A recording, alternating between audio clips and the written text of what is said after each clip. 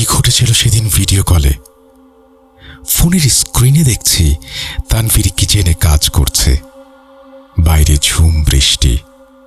ওর পেছনের জানলাটা খোলা দেখে আমি সেটা লাগাতে বলি, কিন্তু তানভীর বলে জানালা বন্ধ। ফোনের ক্যামেরা ঘোরাতেই দেখি সত্যি বলছে ও। তাহলে এটা কি হ্যালুসিনেশন? ইলেকট্রিসিটি চলে যায়, চারিদিকে ঘোর অন্ধকার।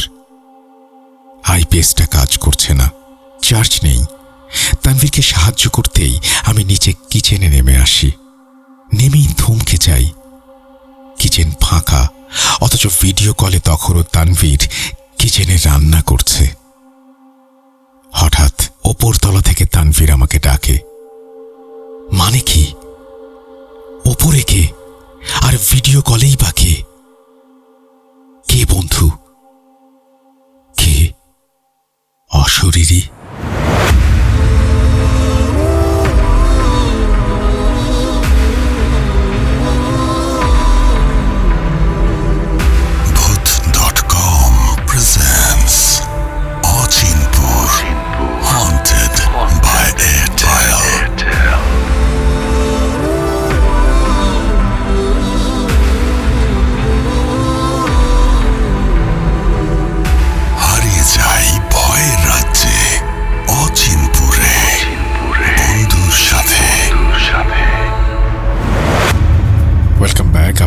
সবাইকে স্বাগত জানাচ্ছি আমি রাসেল। আশা করছি আপনারা সবাই ভালো আছেন, ভালোর তলে আছেন।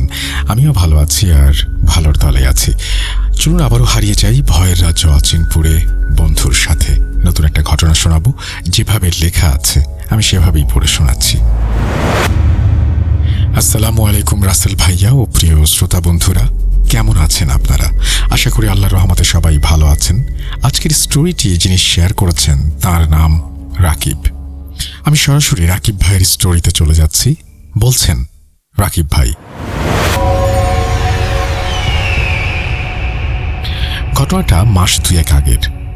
আমি আর আমার ইউনিভার্সিটি লাইফের ফ্রেন্ড তানভীর, আমরা দুজন মিলে ঢাকায় একটা বাসা ভাড়া নিয়েছিলাম। বাসাটা বেশ বড়, ড্রয়িং, ডাইনিং আর একটা কিচেন, আর 3টা বেডরুম, একটা লিভিং স্পেস। আমরা দুজনেই ব্যাচেলর, নতুন জবে ঢুকেছি, তাই ভাবলাম একটু খোলামেলা জায়গায় থাকা যাক।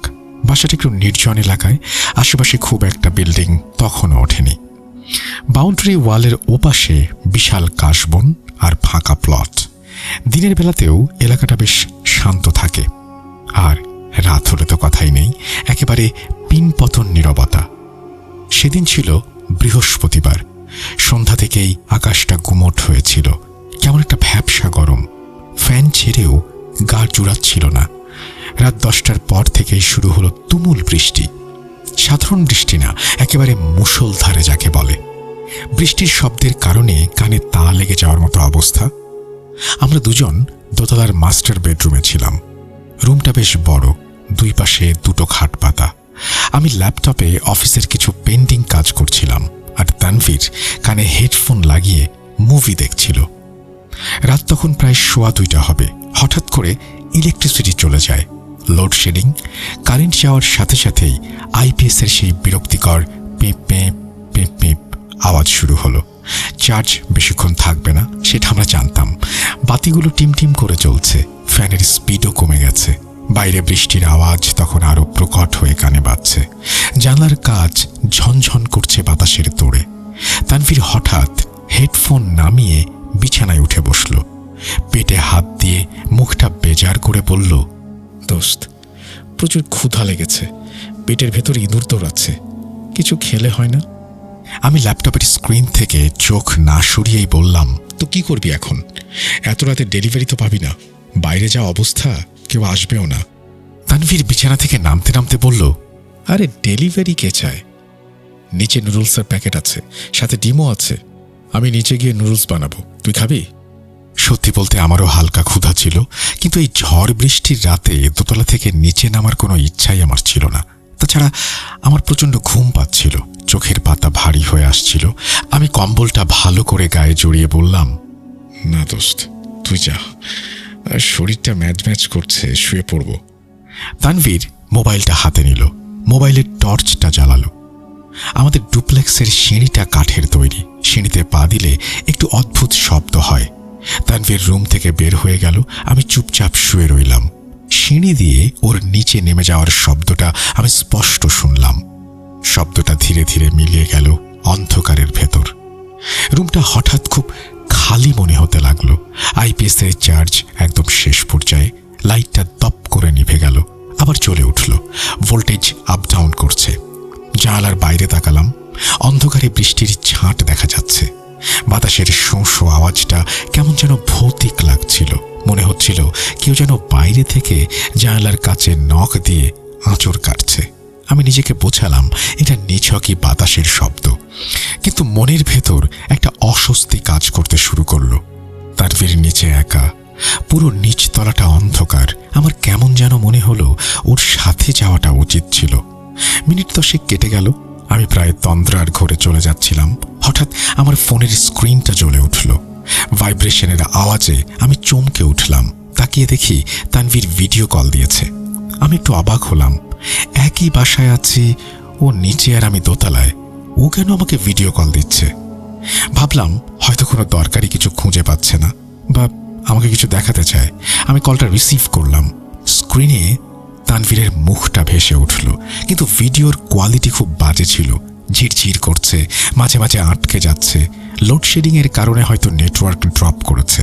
তানভীরকে দেখা যাচ্ছে কিচেনে দাঁড়িয়ে আছে। মোবাইলের টর্চটা হয়তো কোথাও সেট করা। আলোটা নিচ থেকে ওর মুখে পড়ছে। এতে ওর ছায়াটা কিচেনের পেছনের দেয়ালে বিশাল বড় হয়ে পড়েছে।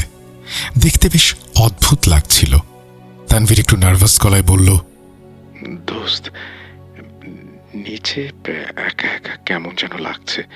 মানে কারেন্ট নাই, বাইরের ওয়েদারটাও জঘন্য। তুই একটু লাইনে থাক, কথা বলতে বলতে রান্না করি। মানে তোর গলা শুনলে অ্যাটলিস্ট সাহস পাবো। আমি হেসে বললাম, তোর মতো বুড়ো আবার ভূতের ভয়? আচ্ছা ঠিক আছে, আমি আছি, তুই রান্না কর। ভিডিওতে দেখলাম তানভীর চুলার দিকে ঘুরল, চুলায় পানি বসালো, নুডলসের প্যাকেটটা ছিঁড়ছে। কিন্তু সমস্যা হলো ভিডিওটা একটু পর পর আটকে যাচ্ছে। তানভীরের ঠোঁট নড়ছে, কিন্তু আওয়াজ আসছে 2 থেকে 3 সেকেন্ড পরে। মানে ও যখন বলছে পানি গরম হয়েছে, তখন ভিডিওতে ওর মুখ বন্ধ। আবার যখন ভিডিওতে মুখ নড়ছে, তখন কোনো শব্দ নেই। আমি বিরক্ত হয়ে বললাম, কিরে, তোর নেটওয়ার্কের এই অবস্থা কেন? 4G তো ফুল পাওয়ার কথা। তানভীরের ভিডিওতে 3 সেকেন্ড পর শব্দ এলো। আমি স্ক্রিনের দিকে তাকিয়ে আছি। হঠাৎ আমার চোখ গেল তানভীরের পেছনের দিকে। কিচেনের ঠিক পেছনে একটা বড় জানালা আছে, যেটা দিয়ে পেছনের বাগানটা দেখা যায়। আমি স্পষ্ট দেখলাম ভিডিওতে ওই জানলাটা খোলা। বাতাসের ঝাপটায় পর্দাটা বিশ্রীভাবে উঠছে। বৃষ্টির ছাঁট কিচেনের ভেতর ঢুকছে। আমি বললাম, ওই জানলাটা খোলা কেন? ওটা তো আমি সন্ধ্যায় নিজ হাতে লক করেছিলাম।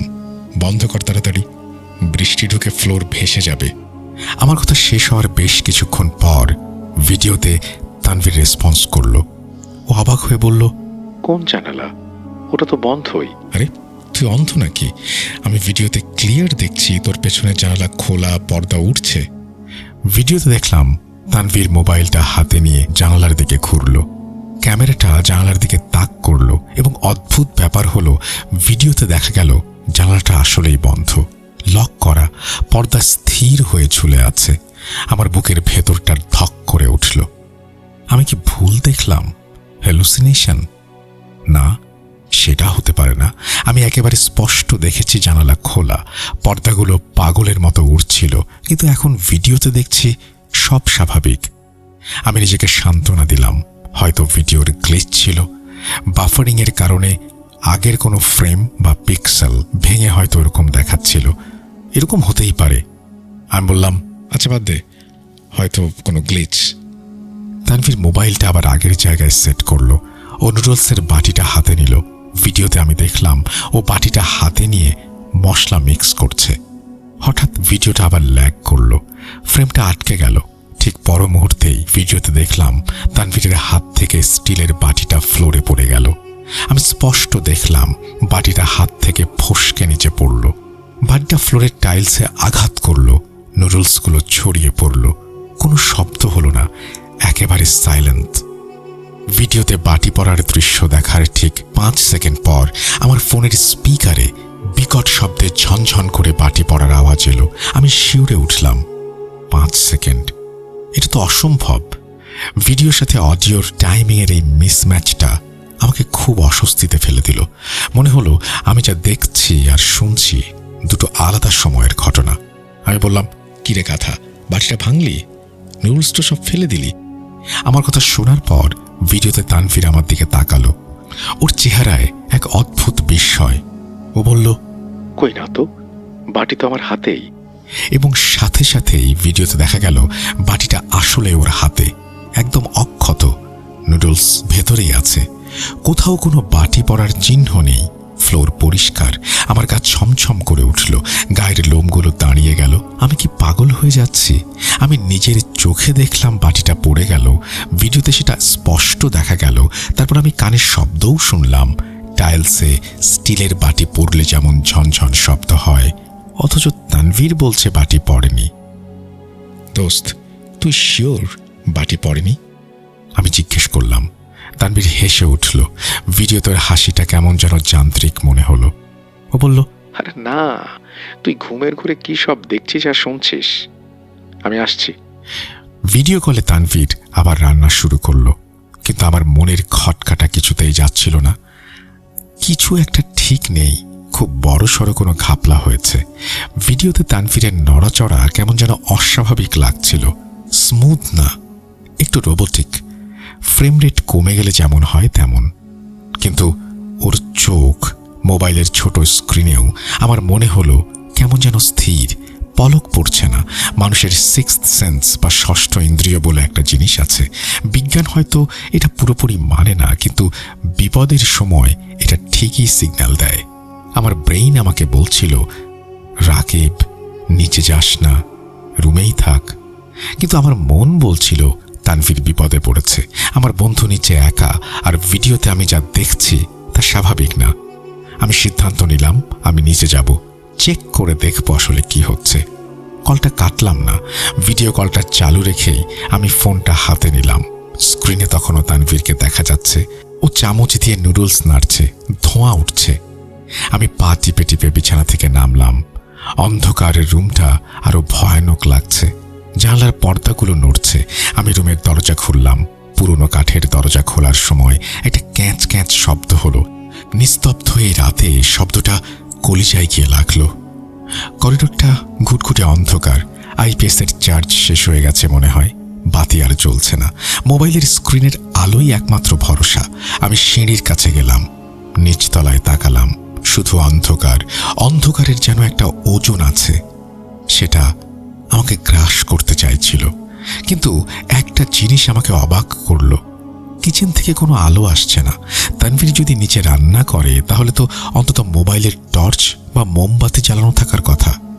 ভিডিও কলে তো আমি দেখলাম আলো আছে, কিন্তু ওপর থেকে আমি যখন কোনো আলোর রেখা দেখতে পেলাম না, পুরো নিচতলা কবরের মতো অন্ধকার দেখলাম। আমার হাত পা ঠান্ডা হয়ে আসছিল। আমি সিঁড়ি দিয়ে নামতে শুরু করলাম। কাঠের সিঁড়িতে আমার পায়ের শব্দ হচ্ছে, ঠিক যেন তানভীর নামার সময় যেমনটা হয়েছিল।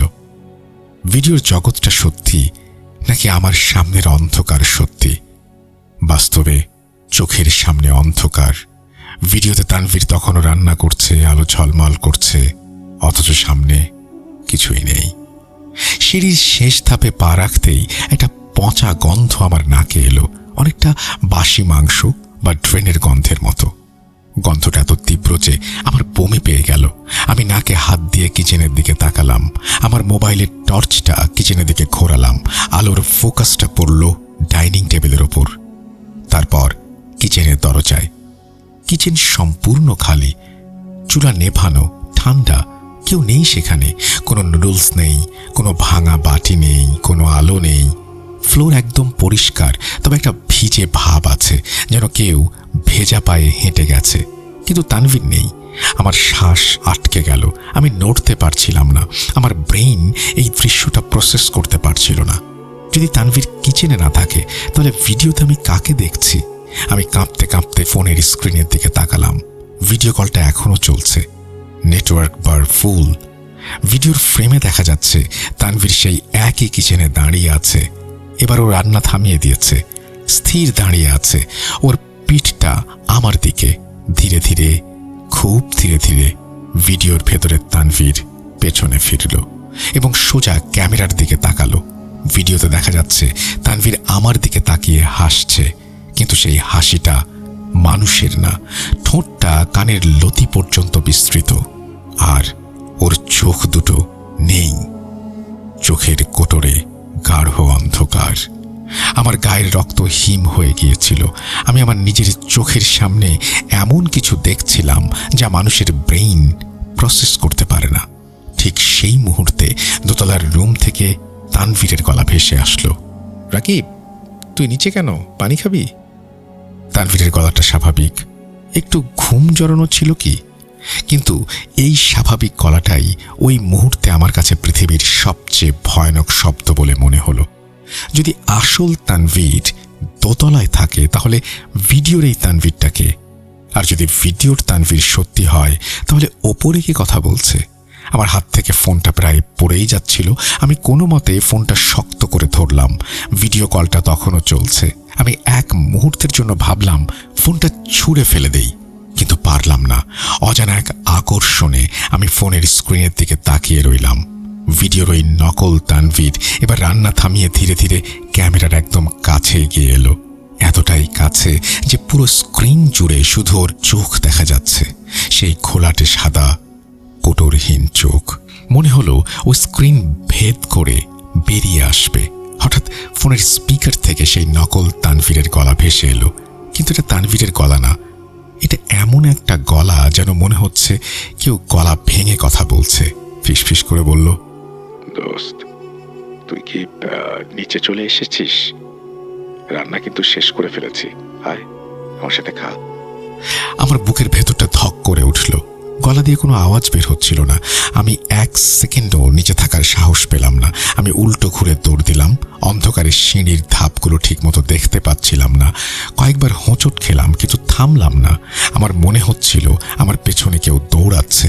সেই ভেজা পায়ের চপচপ শব্দ। সিঁড়ি দিয়ে কেউ একজন খুব দ্রুত উঠে আসছে আমার পিছু পিছু। আমি এক শ্বাসে দোতলায় উঠে রুমে ঢুকে দরজা ধড়াস করে বন্ধ করে দিলাম। বুকটা হাঁপুড়ের মতো ওঠানামা করছে। আমি দরজায় পিঠ ঠেকিয়ে দাঁড়িয়ে রইলাম। রুমের ভেতর তানভীর বিছানায় উঠে বসেছে। ও চোখ কচলাচ্ছে। আমাকে এভাবে হাঁপাতে দেখে অবাক হয়ে বলল, কিরে, কি হয়েছে? এরকম করছিস কেন? ভূত দেখেছিস নাকি?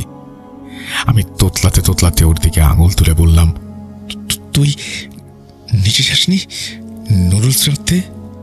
তানভীর ভ্রু কুঁচকে আমার দিকে তাকালো। ওর চোখ মুখে তখনও ঘুমের রেশ। ও বলল, পাগল হলি?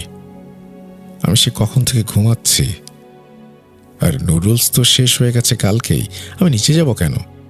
আমার মাথাটা চক্কর দিয়ে উঠল। তানভীর নিচে যায়নি, তাহলে ভিডিও কলে আমি কার সাথে কথা বললাম? কাঁপতে কাঁপতে আমার মোবাইলটা তানভীরের দিকে এগিয়ে দিলাম। তাহলে ভিডিওতে এটা কে? তানভীর আমার হাত থেকে ফোনটা নিল। ভিডিও কলটা তখনও চলছে। তানভীর স্ক্রিনের দিকে তাকালো। প্রথমে ওর চোখে মুখে বিরক্তি ছিল, কিন্তু স্ক্রিনের দিকে তাকানোর সাথে সাথে ওর মুখের রং বদলে গেল। ও চোখ বড় বড় করে দেখল, এটা কি? তানভীরের গলা দিয়ে অদ্ভুত একটা আওয়াজ বের হলো, কারণ ভিডিওর দৃশ্যটা বদলে গেছে। এখন আর ভিডিওতে অন্ধকার কিচেন দেখা যাচ্ছে না, দেখা যাচ্ছে আমাদের এই বেডরুমটা। অর্থাৎ ভিডিও এখন এই রুম থেকেই লাইভ হচ্ছে। ভিডিওর অ্যাঙ্গেলটা ঠিক আমাদের পেছনে আলমারির উপর থেকে নেয়া। ভিডিওতে দেখা যাচ্ছে আমি আর তানভীর বিছানায় বসে ফোনের দিকে তাকিয়ে আছি। মনে হচ্ছে আমরা যা করছি সেটা এই ভিডিওতে দেখা যাচ্ছে। ভয়ঙ্কর ব্যাপার হলো, ভিডিওতে দেখা যাচ্ছে আমাদের ঠিক 2 হাত পেছনে আলমারির ওপর বসে আছে একটা ছায়ার মতো কদাকার অবয়ব। জিনিসটা মানুষের মতো দেখতে হলেও মানুষ না। তার হাতগুলো অস্বাভাবিক লম্বা, হাঁটু পর্যন্ত ঝুলে গেছে। সে বলল, নুডলস খাবি না? আমি বোঝাতেও পারবো না ওই মুহূর্তের ফিলিংসটা কেমন ছিল। আমার ভিডিওতে আমি দেখছি আমাদের পেছনে কেউ বসে আছে, কিন্তু আমরা সাহস পাচ্ছি না ঘাড় ঘুরিয়ে পেছনে তাকাতে, কারণ ততক্ষণে সারা ঘরে ভাজা নুডলসের একটা তীব্র কটু গন্ধ ছড়িয়ে পড়েছে। গন্ধটা ঠিক নুডলসের মতও না, পোড়া তেলের সাথে মাংস পচা মিশিয়ে দিলে যেমন হবে অনেকটা তেমন। আর আমাদের দুজনের ঘাড়ের ওপর গরম নিঃশ্বাস পড়ছিল। মনে হচ্ছিল কেউ একজন আমাদের ঠিক কানের কাছে মুখ এনে শ্বাস নিচ্ছে। ফোনের স্ক্রিনে ওই ছায়াটা চামচ দিয়ে নুডলস মুখে দিল। তারপর চিবানোর শব্দ পেলাম। কণ্ঠটা তানভীরের মতোই লাগছিল, কিন্তু তাতে একটা ভয়ানক বিদ্রুপ মেশানো ছিল। তানভীর আর সহ্য করতে পারল না। ও চিৎকার করে ফোনটা বিছানায় ছুঁড়ে মারল। সাথে সাথে ফোনের স্ক্রিন ধপ করে নিভে গেল, কিন্তু অন্ধকারের ভেতর সেই নুডলসের চপচপ শব্দ কানে আসছিল। শব্দটা আসছিল ঠিক মাথার পেছন থেকে। আমরা দুজনে এক মুহূর্ত দেরি না করে রুম থেকে বেরিয়ে গেলাম। দৌড়ে ড্রয়িং রুমে চলে গেলাম। সেখান থেকে মেইন ডোর খুলে সোজা রাস্তায়। বৃষ্টি তখনও পড়ছে। আমরা খালি পায়ে গেঞ্জি আর ট্রাউজার পরে রাস্তায় দাঁড়িয়ে রইলাম। আমাদের সাহস হচ্ছিল না ওই বাসায় ঢোকার। সারা রাত আমরা ওই এলাকায় দারোয়ান মামার বুথে বসেছিলাম। দারোয়ান মামা আমাদের অবস্থা দেখে অবাক। আমরা ওনাকে কিছু বললাম না, শুধু বললাম, চোর ঢুকেছে মনে হয়। উনি টর্চ নিয়ে ভেতরে যেতে চাইলেন, কিন্তু আমরা ওনাকে যেতে দিলাম না। আমি জানতাম ভেতরে যা আছে তা চোর বা ডাকাত না, তা মানুষের ধরা ছোঁয়ার বাইরে। পরদিন সকালে যখন রোদ উঠল, তখন আমরা বাসায় ঢুকলাম। দিনের আলোয় ভয়টা কিছুটা কমে এলো। মানুষ আসলে দিনের বেলা নিজেকে খুব সাহসী মনে করে, ভাবে রাতের সব কিছুই মনের ভুল। আমরাও তাই ভাবলাম, হয়তো হ্যালুসিনেশন ছিল বা কালেকটিভ হিস্টেরিয়া। আমরা দুজন হয়তো স্ট্রেসে ছিলাম। বাসায় ঢুকে দেখি সব স্বাভাবিক। কিচেন পরিষ্কার, নুডলসের বাটি নেই, গন্ধ নেই। দোতলার রুমেও সব ঠিকঠাক। আলমারির উপর কিছুই নেই, শুধু ধুলো জমে আছে। তানভীর বলল, দোস্ত, কাল রাতে বোধহয় আমরা ভুল বুঝেছিলাম। লোডশেডিংয়ের কারণে মাথা ঠিক ছিল না। চল অফিসে যাই। তানভীর ঘটনাটা হালকাভাবে নিলেও আমার মনে খটকা গেল না, কারণ আমার ফোনের কল লিস্ট আমি চেক করে দেখলাম রাত 2:15 তানভীরের নাম্বার থেকে একটা ইনকামিং ভিডিও কল এসেছিল, ডিউরেশন 12 মিনিট। আমি তানভীরকে দেখালাম। ও বলল, হতে পারে পকেটে চাপ লেগে গেছে, আর নেটওয়ার্ক গ্লিচের কারণে হয়তো উল্টাপাল্টা কিছু দেখেছি। আমরা লজিক খুঁজছিলাম। বিজ্ঞান মনস্ক হওয়ায় এটাই সমস্যা। চোখের সামনে অতি প্রাকৃত কিছু ঘটতে দেখলেও আমরা সেটাকে বিজ্ঞানে বাঁধার চেষ্টা করি। আমরা ভাবলাম হয়তো ঘরে কোনো বিষাক্ত গ্যাস বা কার্বন মনোক্সাইড লিক হয়েছে, যার কারণে আমাদের হ্যালুসিনেশন হয়েছে। কিন্তু আসল সমস্যা শুরু হলো পরদিন থেকে। তানভীর হঠাৎ করে অসুস্থ হয়ে পড়ল। জ্বর, কিন্তু সাধারণ জ্বর না। ওর গা সবসময় বরফের মতো ঠান্ডা থাকতো, কিন্তু ও বলতো ওর নাকি গরম লাগছে। ওর ফ্যান ফুল স্পিডে ছেড়ে রাখতো, এমনকি এসি 16 ডিগ্রিতে দিয়ে রাখতো। আমি শীতে কাঁপতাম, ও ঘামতো। আর একটা ব্যাপার খেয়াল করলাম, তানভীরের খাওয়া দাওয়া। ও আগে খুব মেপে খেত, ডায়েট করতো, কিন্তু অসুস্থ হওয়ার পর থেকে ও প্রচুর খেতে শুরু করলো। ভাতের হাঁড়ি খালি করে ফেলতো, ফ্রিজের বাসি খাবারও খেয়ে ফেলতো। আর ওর খাওয়ার স্টাইলটা পাল্টে গেছে। ও চিবিয়ে খেত না, গিলে ফেলতো, গপ গপ করে গিলতো, যেন ওর পেটের ভেতর অন্য কেউ আছে যে ক্ষুধার্ত। আমি ওকে ডাক্তারের কাছে নিয়ে গেলাম। একটা হসপিটালে একজন মেডিসিন স্পেশালিস্টকে দেখালাম। ডাক্তার সব টেস্ট দিলেন, ব্লাড টেস্ট, ইউরিন, এক্স-রে, সব। রিপোর্ট আসার পর ডাক্তার অবাক। সব নর্মাল, শুধু WBC কাউন্ট একটু বেশি, যেটা ইনফেকশন থাকলে হয়। ডাক্তার বললেন, ভাইরাল ফিভার হতে পারে, আর মানসিক স্ট্রেস, রেস্ট নিতে হবে। ডাক্তার ঘুমের ওষুধ দেন যেন ব্রেইন রিল্যাক্স থাকে। আমরা ওষুধ নিয়ে বাসায় ফিরলাম, কিন্তু ওষুধে কোনো কাজ হলো না, বরং তানভীরের অবস্থা আরও খারাপ হতে লাগলো। সেদিন সোমবার ছিল। আমি অফিস থেকে ফিরে দেখি তানভীর ড্রয়িং রুমের মেঝেতে বসে আছে। ঘর অন্ধকার। আমি লাইট জ্বালাতে গেলাম, ও চিৎকার দিয়ে উঠল, লাইট জ্বালাবি না, আলো সহ্য হয় না আমার। ওর গলাটা শুনে আমি থমকে গেলাম। অদ্ভুত, গলার ভেতরে যেন বালি জমে আছে। আমি মোবাইলের টর্চটা জেলে ওর মুখের দিকে ধরলাম। তানভীর আমার দিকে তাকালো। ওর চোখের নিচটা কালচে হয়ে গেছে, গাল ভেঙে গেছে, কিন্তু যেটা আমাকে সবচেয়ে বেশি ভয় পাইয়ে দিল সেটা হলো ওর চাহনি। তানভীর আমার দিকে তাকিয়েছিল, কিন্তু মনে হচ্ছিল ও আমাকে চিনতে পারছে না, যেন আমি অচেনা কোনো প্রাণী। ভয়ে ভয়ে বললাম, ওষুধ খেয়েছিস তানভীর? ও ও কোনো উত্তর দিল না, তাকিয়ে রইল। তারপর হঠাৎ করে হাসল। সেই হাসি, সেই ভিডিও কলের হাসিটা ওর ঠোঁট কানের লতি পর্যন্ত প্রসারিত। ফিসফিস করে বলল, ওষুধে কি কাজ হবে রে বোকা? সেদিন তো নুডলস খেলি না, হায় আজ একসাথে খাই। আমি পিছিয়ে গেলাম। মানে কি বলছিস তুই? তানভীর ওর শরীরের ভেতরে যা ছিল সে উঠে দাঁড়ালো। ওর দাঁড়ানোর ভঙ্গিটা অদ্ভুত, মেরুদণ্ডটা যেন একটু বেশি বাঁকানো। ও আমার দিকে এগিয়ে এলো। আমি দেয়ালের সাথে পিঠ ঠেকিয়ে দাঁড়ালাম। ও আমার মুখের একদম কাছে এসে দাঁড়ালো। আমি ওর শরীর থেকে একটা বোটকা গন্ধ পাচ্ছিলাম, পচামাটির গন্ধ, যেন বহুদিন ধরে বন্ধ থাকা কোনো গুহার ভেতর থেকে কেউ আসছে। ও আমার কানে কানে বলল, তুই ডাক্তার দেখাস, রিপোর্টে কিছুই পাবি না, আমি সব কিছুর বাইরে। আমি সাহস সঞ্চয় করে বললাম, তুই কে? তানভীর কোথায়? তানভীর ঘুমিয়ে আছে, ক্লান্ত। এখন খেলবি লুকোচুরি? এই কথা বলার সঙ্গে সঙ্গে ও আমার গলাটা চেপে ধরল। ওর হাতের শক্তি স্বাভাবিক মানুষের মতো ছিল না, মনে হলো লোহার সাঁড়াশি দিয়ে আমার গলা চেপে ধরেছে।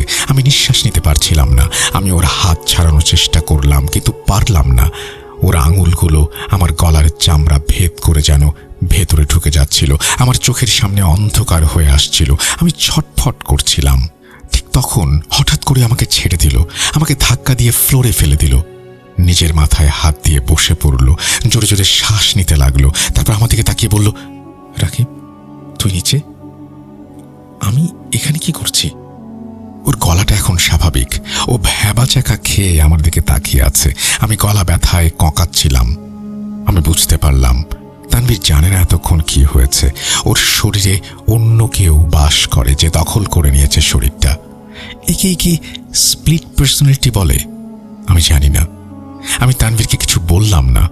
ওকে ধরে রুমে নিয়ে গেলাম। ও খুব দুর্বল বোধ করছিল। আমি সারা রাত ঘুমোতে পারলাম না। আয়াতুল কুরসি পড়ে ওর গায়ে ফু দিলাম, কিন্তু আমার হাত কাঁপছিল। আমি নামাজ পড়তাম না ঠিক মতো, দোয়া কালামও তেমন জানি না। আমি শুধু অনুভব করলাম আমরা খুব বড় বিপদে পড়েছি, আর এখান থেকে বের হওয়া সহজ হবে না। পরদিন সকালে আমি সিদ্ধান্ত নিলাম, আর ডাক্তার বা সায়েন্স না, এবার অন্য সলিউশন দরকার। আমি আমার এক কলিগকে ফোন দিলাম। তার নাম শফিক। উনি বেশ ধার্মিক মানুষ, তাবলিগ জামাতে যান। আমি ওনাকে সব খুলে বললাম না, শুধু বললাম, আমার বন্ধুটা খুব অসুস্থ, ডাক্তার কিছু ধরতে পারছে না, মনে হয় বাতাসের দোষ আছে। শফিক ভাই বললেন তিনি চেনেন একজনকে, ময়মনসিংহের ভালুকায় থাকেন, খুব ভালো আলেম, জিনপরির চিকিৎসা করেন। তবে উনি সহজে কারো বাড়ি যান না, রিকোয়েস্ট করে দেখতে হবে। আমি বললাম, ভাই প্লিজ আপনি এখনই ব্যবস্থা করেন, আমার বন্ধুটা মরে যাবে না হলে। শফিক ভাই ব্যবস্থা করলেন। ওই দিনই বিকেলে হুজুর এলেন, সাথে ওনার দুজন সহকারী, মাদ্রাসার ছাত্র। হুজুরের বয়স 50-এর কোঠায়, সাদা দাড়ি, চেহারাটা খুব নুরানি, কিন্তু ওনার চোখ দুটো খুব তীক্ষ্ণ, যেন তাকালেই মনের ভেতরটা পড়ে ফেলতে পারেন। হুজুর বাসায় ঢোকার আগেই গেটের সামনে থমকে দাঁড়ালেন। উনি আকাশের দিকে তাকালেন, তারপর বাসার দিকে। ওনার কপালে ভাঁজ পড়ল। উনি বিড়বিড় করে কিছু একটা পড়লেন। বাসার ভেতরে ঢোকার পর উনি সোজা তানভীর রুমে গেলেন না, উনি ড্রয়িং রুমে বসলেন। আমি আর তানভীর ওনার সামনে বসলাম। তানভীর তখন কিছুটা স্বাভাবিক, কিন্তু খুব দুর্বল। হুজুর তানভীরের দিকে তাকিয়ে গম্ভীর গলায় জিজ্ঞেস করলেন, বাবা তোমার কি কোনো পুরনো অসুখ আছে, মৃগী রোগ বা মানসিক সমস্যা? না হুজুর, আমি সুস্থই ছিলাম। হুজুর আমার দিকে তাকালেন, তুমি কি কিছু দেখেছ বা শুনেছ?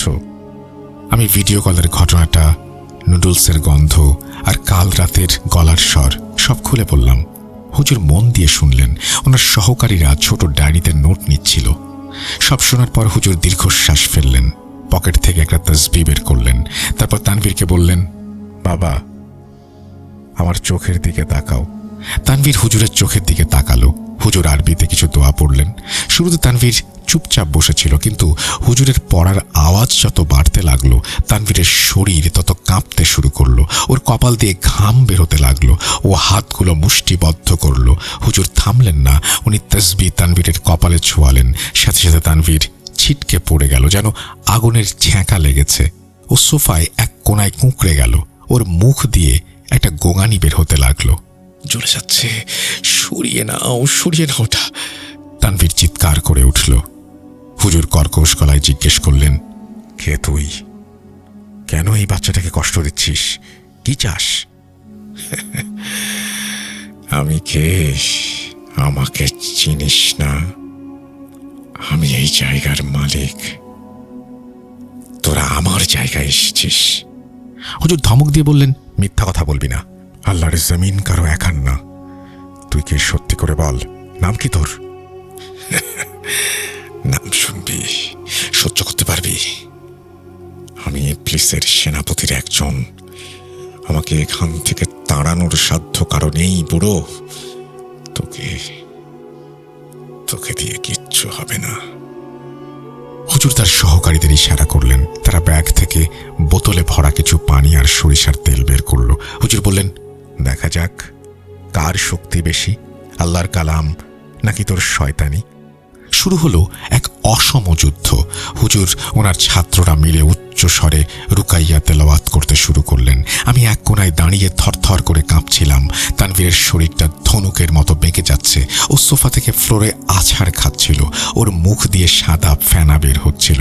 হঠাৎ তানভীর একটা অমানুষিক হুঙ্কার দিয়ে উঠল। ও এক লাফে উঠে দাঁড়ালো। হুজুরের একজন ছাত্র ওকে ধরতে গেল, কিন্তু তানভীর এক ধাক্কায় তাকে দেয়ালের সাথে আছড়ে ফেলল। ছেলেটা ব্যথায় চিৎকার করে উঠল। তানভীরের গায়ে এত শক্তি এলো কোত্থেকে আমি বুঝতে পারলাম না। তানভীর হুজুরের দিকে এগিয়ে গেল, ওর চোখ দিয়ে যেন আগুন বের হচ্ছে। সে গর্জন করে বলল, থামবি না? আমি বলেছিলাম না আমাকে বিরক্ত করবি না। হুজুর পেছালেন না, উনি আরো জোরে জোরে আয়াতুল কুরসি পড়তে লাগলেন। উনি বোতলের ছিপি খুলে তানভীরের গায়ে পানি ছিটিয়ে দিলেন। পানিটা তানভীরের গায়ে পড়ার সাথে সাথে মনে হলো ওর গায়ে যেন অ্যাসিড পড়েছে। ও যন্ত্রণায় চিৎকার করে উঠল, মাফ কর, জ্বলে যাচ্ছে, আমাকে ছেড়ে দে। হুজুর বললেন, যাবি? সত্যি যাবি এখন? হ্যাঁ বাবা, আর আসবো না, কসম খাচ্ছি। হুজুর পড়া থামালেন না, কিন্তু আওয়াজ একটু কমালেন। উনি বললেন, কোন দিক দিয়ে যাবি? পায়ের নখ দিয়ে, কনিষ্ঠ আঙুলের নখ দিয়ে বের হয়ে যাব। ঠিক আছে, যা। আর যদি ফিরিস তবে তোকে আমি বোতল বন্দি করে আগুনে পোড়াবো। তানভীর ফ্লোরে পড়ে গেল। ওর শরীরটা কয়েকবার ঝাঁকুনি দিল, তারপর সব শান্ত। ও অজ্ঞান হয়ে পড়ে রইল। আমরা সবাই ঘামছিলাম। হুজুর নিজেও হাঁপাচ্ছিলেন। উনি তানভীরের কাছে গিয়ে পালস চেক করলেন, বললেন, জ্ঞান ফিরে আসবে, ভয়ের কিছু নেই, আপদ বিদায় হয়েছে। তবে কি হুজুর? জিনিসটা খুব সহজে হার মেনেছে। এরা তো সহজে হার মানে না, ধোকা দিচ্ছে না তো। এরা খুব মায়াবী হয়, মিথ্যা বলা এদের স্বভাব। আমার বুকের ভেতরটা ধক করে উঠল। আমরা তানভীরকে বিছানায় শোয়ালাম। হুজুর সারা ঘর বন্ধ করে দিলেন। দরজায় জানালায় পেরেক ঠুকলেন, বিশেষ দোয়া পড়ে ফুঁ দিলেন। উনি বললেন, আজ রাতটা আমি দেখব। যদি কাল সকাল পর্যন্ত সব ঠিক থাকে তাহলে বুঝবো ও সত্যিই গেছে। রাত গভীর হল। হুজুর ড্রয়িং রুমে জায়নামাজে বসে নফল নামাজ পড়ছিলেন। ছাত্ররা ঝিমাচ্ছিল। আমি তানভীরের পাশে বসেছিলাম। তানভীর গভীর ঘুমে, ওর শ্বাস প্রশ্বাস স্বাভাবিক। রাত তখন প্রায় 3টা। সেই অভিশপ্ত সময় হঠাৎ আমার নাকে আবার সেই গন্ধটা এলো, ভাজা নুডলসের মতো একটা গন্ধ। আমি চমকে উঠলাম, এদিক ওদিক তাকালাম, কোথাও কেউ নেই, কিন্তু গন্ধটা তীব্র হচ্ছে। ঠিক তখন তানভীর চোখ খুলল। আমি ওর দিকে তাকালাম, ভাবলাম ও পানি চাইবে, কিন্তু ও আমার দিকে তাকিয়ে হাসল। সেই হাসি পৈশাচিক। আমি হাঁ করে তাকিয়ে আছি ওর দিকে। ও বলল, হুজুরকে বলিস আমি যাইনি, এবং সাথে সাথে আমার হাতটা খপ করে ধরে ফেলল। ওর হাতটা ছিল আগুনের মতো গরম। কি ভেবেছিস হুজুর তাড়াতে পারবে? ও আমার কানের খুব কাছে মুখ নিয়ে এসে বলল, আমার নাম বলবো, এমন নাম যা জীবনে শুনিসনি। নামটা শোনার সাথে সাথে আমার মাথার ভেতর যেন একটা বিস্ফোরণ হলো। আমি কানে হাত দিয়ে চিৎকার করে উঠলাম। আমার চিৎকারে হুজুর দৌড়ে এলেন। উনি রুমে ঢুকেই থমকে গেলেন। হুজুর চিৎকার করে বললেন, সবাই বাইরে যাও, এ সাধারণ জিন না। হুজুরের চিৎকার শুনে আমরা কেউ নড়তে পারলাম না। ভয়ে আমাদের পা যেন মেঝের সাথে গেঁথে গিয়েছিল। চোখের সামনে একটা জলজ্যান্ত মানুষ, আমার বন্ধু তানভীর। তানভীরের শরীরটা এমনভাবে ধনুকের মতো বাঁকানো ছিল যে মনে হচ্ছিল ওর মেরুদণ্ডটা যেন মট করে ভেঙে যাবে। ঘরের তাপমাত্রা হঠাৎ করেই অসহ্য রকমের বেড়ে গেল। মনে হলো আমরা কোনো আগ্নেয়গিরির মুখে দাঁড়িয়ে আছি। দরদর করে ঘামছি সবাই, কিন্তু সেই ঘামের ফোঁটা শরীর বেয়ে পড়ার আগেই শুকিয়ে যাচ্ছে। তানভীর মাথাটা ঘুরিয়ে আমার দিকে তাকালো। ওর সেই জ্বলন্ত কয়লার মতো দু চোখ আমাকে ভস্ম করে দিতে চাইল। তারপরও মুখ খুলল, কিন্তু এবার আর সেই যান্ত্রিক ফিসফিসানি গলা না। এবার গলা দিয়ে বিকট গর্জন, যেটা মানুষের গলায় বের হওয়া অসম্ভব। বের হ, আমার এলাকা থেকে বের হ। আমি ইবলিসের সেনাপতি, আমি আগুন। হুজুর কিন্তু পিছু হটলেন না। ওনার বয়স হয়েছে, শরীর দুর্বল, কিন্তু ওনার মনের জোর অকল্পনীয়। উনি ওনার দুই ছাত্রকে ইশারা করলেন। ছাত্র দুটো ভয়ে কাঁপছিল, কিন্তু গুরুর নির্দেশে তারা এগিয়ে গেল। হুজুর চেঁচিয়ে বললেন, ধর ওকে। আল্লাহু আকবার। দুটো ছাত্র তানভীরকে কাবু করার চেষ্টা করলো, কিন্তু তানভীরের গায়ে তখন হাতির মতো শক্তি। ও পা ঝাড়া দিল আর ছাত্র দুটোকে ছিটকে দিল আলমারির ওপর। আলমারির কাঁচ ভেঙে চুরমার। ওদের হাত পা কেটে রক্ত বের হতে লাগলো। আমি দরজার কাছে দাঁড়িয়ে থরথর করে কাঁপছিলাম। আমার মনে হচ্ছিল আমি এখনই অজ্ঞান হয়ে যাব, কিন্তু আমি বন্ধুকে এভাবে ফেলে যেতে পারি না। আমি সাহস সঞ্চয় করে দৌড়ে গেলাম। হুজুরের সাথে মিলে আমিও তানভীরের পা ধরলাম। তানভীরের শরীরটা অসম্ভব গরম। মনে হলো আমি কোনো গরম লোহার রড ধরেছি। আমার হাতের তালু পুড়ে যাচ্ছিল, কিন্তু আমি ছাড়লাম না। আমরা তিনজন মিলে ধস্তাধস্তি করে ওকে বিছানায় নিলাম। বিছানায় নেয়ার পরও তানভীর শান্ত হলো না, ছটফট করতে লাগলো। হুজুর দ্রুত ওনার ব্যাগ থেকে একটা লম্বা গামছা বের করলেন। উনি ওনার ছাত্ররা মিলে তানভীরের হাত পা খাটের সাথে বাঁধলেন। বাঁধার সময় তানভীর আমার দিকে তাকিয়ে বিদ্রুপের হাসি হাসলো। সেই হাসিটা আমি জীবনেও ভুলবো না। ও আমার দিকে তাকিয়ে হুবহু আমার মৃত দাদির গলায় বলে উঠল। আমি চমকে গেলাম। আমার দাদি মারা গেছেন 10 বছর আগে। তানভীর বলল, তোর দাদিকে দেখবি, চলে গেছে সে। কিরে, দেখবি? আমার রক্ত হিম হয়ে গেল। কিছু গোপন কথা তানভীরের জানার কথা না। এগুলো শুধু আমাদের পরিবারের মানুষ জানে। হুজুর আমার কাঁধে হাত রাখলেন। ওর কথায় কান দিও না বাবা, ও ধোঁকা দিচ্ছে, তোমার মন দুর্বল করে দিচ্ছে, শক্ত হও। হুজুর তানভীরের মাথার কাছে বসলেন। উনি ওনার ডান হাতটা তানভীরের কপালে রাখলেন। তানভীর চিৎকার করে উঠল। পড়ে হলো ওর কপালে আগুনের ছেঁকা লেগেছে। হুজুর উচ্চ স্বরে সূরা জিন তেলাওয়াত করলেন। ওনার ছাত্ররা পাশ থেকে আমিন আমিন বলতে লাগলো। ঘরের পরিবেশটা তখন যুদ্ধক্ষেত্রের মতো। একদিকে পবিত্র কোরআনের আয়াত, অন্যদিকে এক অভিশপ্ত সত্তার আস্ফালন। সেই সত্তা কিছুতেই হার মানতে চাইছিল না। ও হুজুরকে গালিগালাজ করছিল, এমন সব নোংরা গালি যা মুখে আনা সম্ভব না। হঠাৎ তানভীর শান্ত হয়ে গেল, একদম চুপ। ওর চোখ দুটো স্বাভাবিক হয়ে এলো।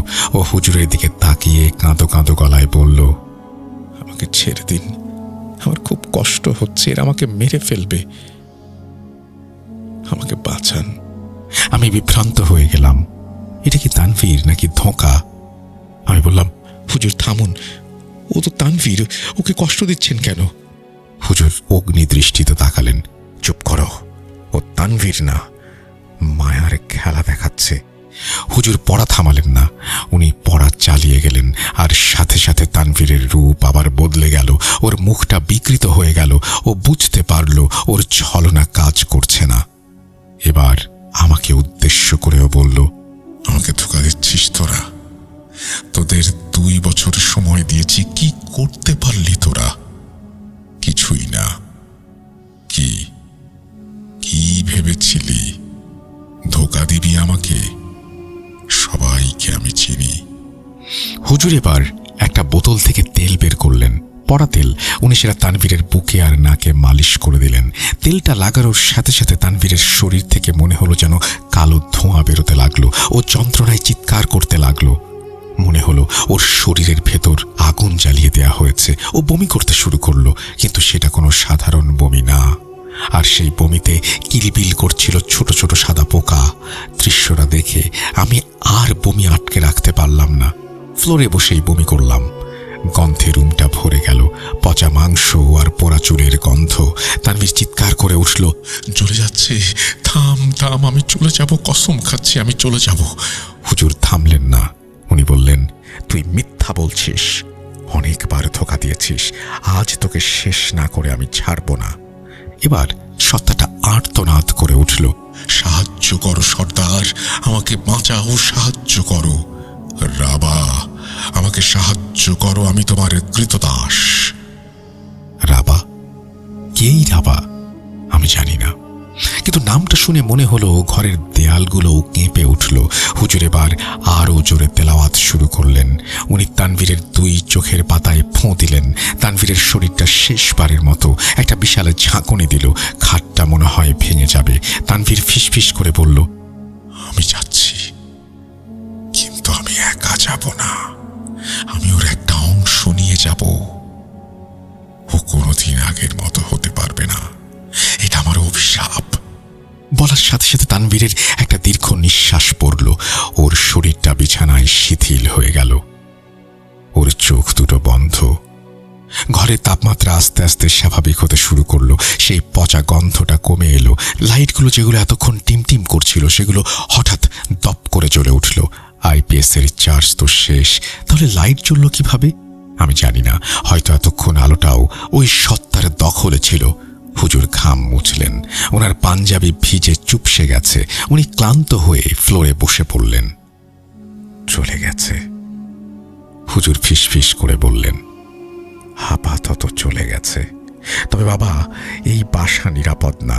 ও বলে গেছে ও আবার আসবে। ওর কথা বিশ্বাস করা যায় না। আমরা তানভীরকে ডাকলাম। অনেকক্ষণ ডাকার পর ও চোখ মেলল, কিন্তু ওর দৃষ্টি ঘোলাটে। ও আমাদের দিকে তাকালো, কিন্তু চিনতে পারল না। শুধু বলল, ক্ষুধা পেয়েছে, কিছু আছে? আমার ভেতরটা মোচড় দিয়ে উঠল। তানভীর কি এখনো মুক্ত হয়নি? সেই রাতে আমরা ওই বাসায় থাকলাম না। হুজুরের পরামর্শে আমরা তানভীরকে নিয়ে হুজুরের মাদ্রাসায় চলে গেলাম। তানভীরকে সেখানে 1 সপ্তাহ রাখা হলো। হুজুর নিজে ওর চিকিৎসা করলেন, কিন্তু তানভীর আর আগের মতো হতে পারেনি। ওর এই হাসি খুশি ভাবটা মরে গেছে। ও এখন খুব কম কথা বলে, প্রায় একা একা বিড়বিড়ি করে। আমরা সেই বাসাটা ছেড়ে দিয়েছি। মিরপুরে থাকি, আর তানভীরকে ওর বাবা মা গ্রামের বাড়িতে নিয়ে গেছেন। শুনেছি ও এখন একটু ভালো আছে, কিন্তু মাঝে মাঝে গভীর রাতে ও ঘুম থেকে চিৎকার করে উঠে বলে, ভিডিও কলটা কেটো না, ও আসছে। আমি জানি না ওই রাতে ভিডিও কলে আমি আসলে কি দেখেছিলাম। বিজ্ঞান বলে এটা হ্যালুসিনেশন, ধর্ম বলে ওটা জিন, কিন্তু আমি শুধু একটা জিনিস জানি, প্রযুক্তি আর অলৌকিক জগৎ যখন এক হয়ে যায় তখন পালানোর কোনো পথ থাকে না। আমার ফোনটা আমি বিক্রি করে দিয়েছি। আমি এখন বাটন ফোন ব্যবহার করি। প্রিয় শ্রোতা বন্ধুরা, এই ছিল আজকের ঘটনা। জানি না আপনাদের কেমন লেগেছে, তবে ঘটনাটা শোনার পর থেকে আমি নিজেও রাতে আর ভিডিও কল রিসিভ করতে পারি না। রাকিব ভাই এবং তানভীর ভাই যেন সুস্থ থাকেন সেই দোয়া করি। আপনারা সবাই সাবধানে থাকবেন, সুস্থ থাকবেন। আর হ্যাঁ, একা থাকলে বা গভীর রাতে অকারণে ভিডিও কল না দেয়াই ভালো। কি জানে কি হয়। ঘটনাটি সংগ্রহ করেছেন সিফাত আলম। আশা করছি এই ঘটনাটি আপনাদের ভালো লেগেছে এবং ভালোই কেটেছে ভয়ের রাজ্য অচিনপুরে বন্ধুর সাথে। আমরা চলে যাব আমাদের পরবর্তী ঘটনায়।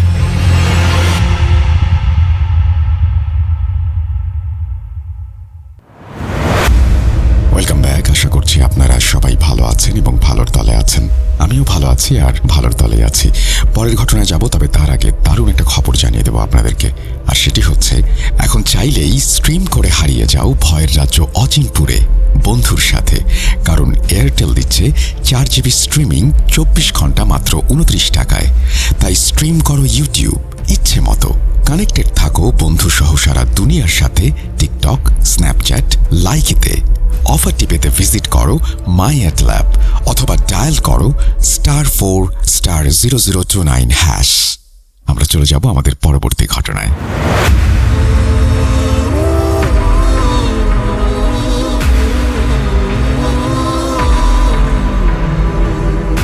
Bhoot.com presents Achinpur, haunted by Airtel.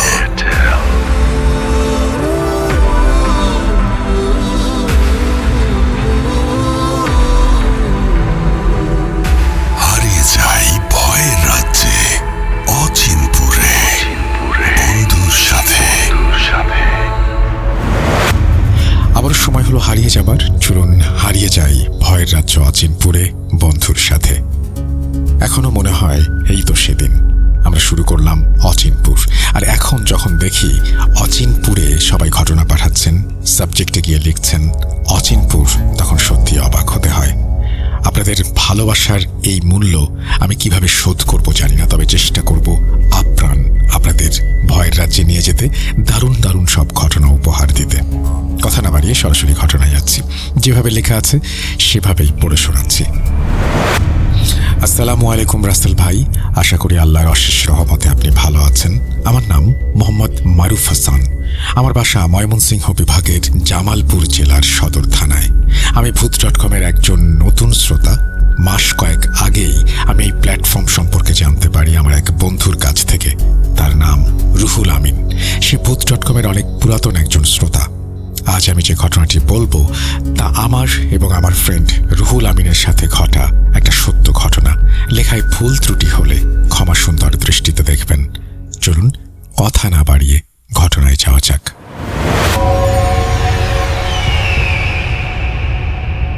সময়টা 2024। আমি তখন টাঙ্গাইল জেলার মধুপুর থানার একটি মাদ্রাসায় পড়ালেখা করতাম। প্রত্যেক শুক্রবারে জুম্মার নামাজ আদায়ের জন্য আমরা মধুপুর বাস স্ট্যান্ড মসজিদে যেতাম। সেখানে আমরা প্রায়ই একজন ভিক্ষুককে দেখতে পেতাম, যার পরনে থাকত দরবেশের মতো সাদা পুরনো একটা শালুকা, কিন্তু তাতে কোনো ময়লা থাকতো না। আর তার কাঁধে সবসময় থাকতো একটা কাপড়ের থলি, সেটাও ছিল সাদা। তার একটা গুণ ছিল যে সে সবার কাছ থেকে টাকা নিত না, যাকে ভালো লাগতো শুধু তার কাছ থেকেই টাকা নিত। আমরা মাদ্রাসার ছাত্ররা মজা করে দরবেশ ফকির বলে ডাকতাম।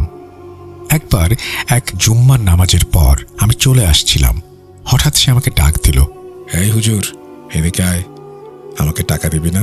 দে টাকা, দে আমাকে, তাহলে দেখবি তোর পরীক্ষার ফল ভালো হবে। আমি মনে মনে ভাবলাম, আমার পরীক্ষা চলছে সেটা সে কিভাবে জানলো? তারপর ভাবলাম হয়তো অন্য কোনো ছাত্র তার কাছ থেকে দোয়া চেয়েছে, তাই জানতে পেরেছে। সে আবারও বলে উঠল, কিরে কিছু দিবি না? দেখিস, না দিলে কিন্তু এইবার ছুটিতেও তুই বিয়ে করতে পারবি না বলে দিলাম। এই কথা শুনে আমার মাথায় যেন আকাশ ভেঙে পড়ল। আমার যে বাসায় বিয়ের কথা চলছে এটা আমি ছাড়া আমার মাদ্রাসার আর কেউ জানে না। তাহলে এই ফকির জানলো কিভাবে? জানার তো প্রশ্নই আসে না। আমি মনে মনে একটু ভয় পেয়ে গেলাম, তাই তার সাথে কথা না বাড়িয়ে তাকে 10 টাকা দিয়ে চুপচাপ চলে আসলাম। যেহেতু আমার পরীক্ষা চলছিল তাই আমি এই ব্যাপারটা একদম ভুলে গেলাম। তারপর 24 সেপ্টেম্বর 2024 আমাদের অর্ধবার্ষিক পরীক্ষার শেষে ছুটি হলো। সবাই এক একে বাড়ি চলে গেল, শুধু আমি আর রুহুল আমিন মাদ্রাসায় থেকে গেলাম বড় হুজুরের সাথে। কথা ছিল আমরা একদিন পরে বাসায় যাব। আমাদের মাদ্রাসা থেকে মধুপুর বাস স্ট্যান্ড কাছে হওয়ায় আমরা পরদিন ফজরের নামাজের পর ব্যাগ নিয়ে হাঁটতে হাঁটতে বাস স্ট্যান্ড মসজিদের কাছে চলে যাই। সেখান থেকে আমি জামালপুরে চলে আসবো আর রুহুল আমিন চলে যাবে টাঙ্গাইলের নাগরপুর। আমরা সেখানে এসে দেখি পুরো বাস স্ট্যান্ড একদম ফাঁকা। নামাজ পড়ার পর সকলেই চলে গেছে, শুধু 2-1জন ফলের দোকানদার ও একজন সিএনজিওয়ালা দাঁড়িয়ে আছে, যেটা টাঙ্গাইল সদরে যাবে। আমি রুহুল আমিনকে সেই সিএনজিতে উঠিয়ে দিয়ে মসজিদের দিকে আসি জামালপুরের গাড়ির জন্য, কিন্তু সেখানে কোনো গাড়ি ছিল না। তাই আমি ভাবলাম মসজিদ থেকে একটু হাত মুখ ধুয়ে নেই। সেই ভেবে এগিয়ে গেলাম মসজিদের দিকে। ব্যাগটা বারান্দায় রেখে আমি অজুখানায় গেলাম হাত মুখ ধুতে। হাত মুখ ধুয়ে এসে দেখি একটা সিএনজি যাচ্ছে জামালপুরের দিকে। আমি ইশারা দিতেই সেটা থেমে গেল আর তাড়াতাড়ি আমাকে আসতে বলল। আমি তাড়াহুড়ো করে এসে দেখি আমার ব্যাগ নেই। আমি পাগলের মতো আশেপাশে ব্যাগটা খুঁজতে থাকলাম, পেলাম না। হঠাৎ দেখি সেই দরবেশ ফকির আমার ব্যাগ নিয়ে আমার মাদ্রাসার দিকে হাঁটছে। আমি পেছন থেকে তাকে ডাকলাম, কিন্তু সে উত্তর না দিয়ে হাঁটতে থাকলো। এদিকে সিএনজি ড্রাইভার বারবার হর্ন বাজাচ্ছে তাড়াতাড়ি যাওয়ার জন্য। আমি তাকে ইশারায় একটু দাঁড়াতে বলে ছুটে গেলাম সেই ফকিরের কাছে। বাজার থেকে একটা ছোট গলির দিকে ঢুকে সেই ফকির দাঁড়িয়ে পড়ল। আমি তার কাছে যেতেই সে আমাকে বলল, এই হুজুর, এখন যাস নে এখন গেলে মহসিন আর আসতে পারবে না। আমি তার কথা কিছুই বুঝতে পারলাম না। আমি ভাবলাম হয়তো সে টাকা চাচ্ছে, তাই পকেট থেকে 20 টাকা বের করে তার দিকে এগিয়ে দিলাম। এই নাও আমার ব্যাগটা দাও, আমাকে বাড়ি যেতে হবে। সে আমার দিকে রাগান্বিত হয়ে তাকিয়ে রইল। বলছি না তুই এখন যাস নে, তুই গেলে যে মহসিন আসতে পারবে না। এবার আমি একটু ভয় পেয়ে পিছিয়ে গেলাম। সে আমাকে ভয় পেতে দেখে একটা মুচকি হাসি দিয়ে আমার দিকে এগিয়ে এলো।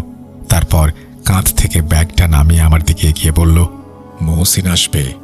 মহসিনের বাবা যদি না যায় তাহলে মহসিন আসবে কিভাবে? এই কথা বলতে বলতে ব্যাগটা আমার হাতে দিয়ে মাদ্রাসার দিকে হাঁটতে শুরু করলো। আমি তার কথার কিছুই বুঝতে পারলাম না। যাই হোক, আমি ব্যাগটা নিয়ে তাড়াতাড়ি মসজিদের দিকে এগিয়ে গেলাম। গিয়ে দেখি সিএনজিটা চলে এসেছে আর রুহুল আমিন দাঁড়িয়ে আমার দিকে তাকিয়ে আছে।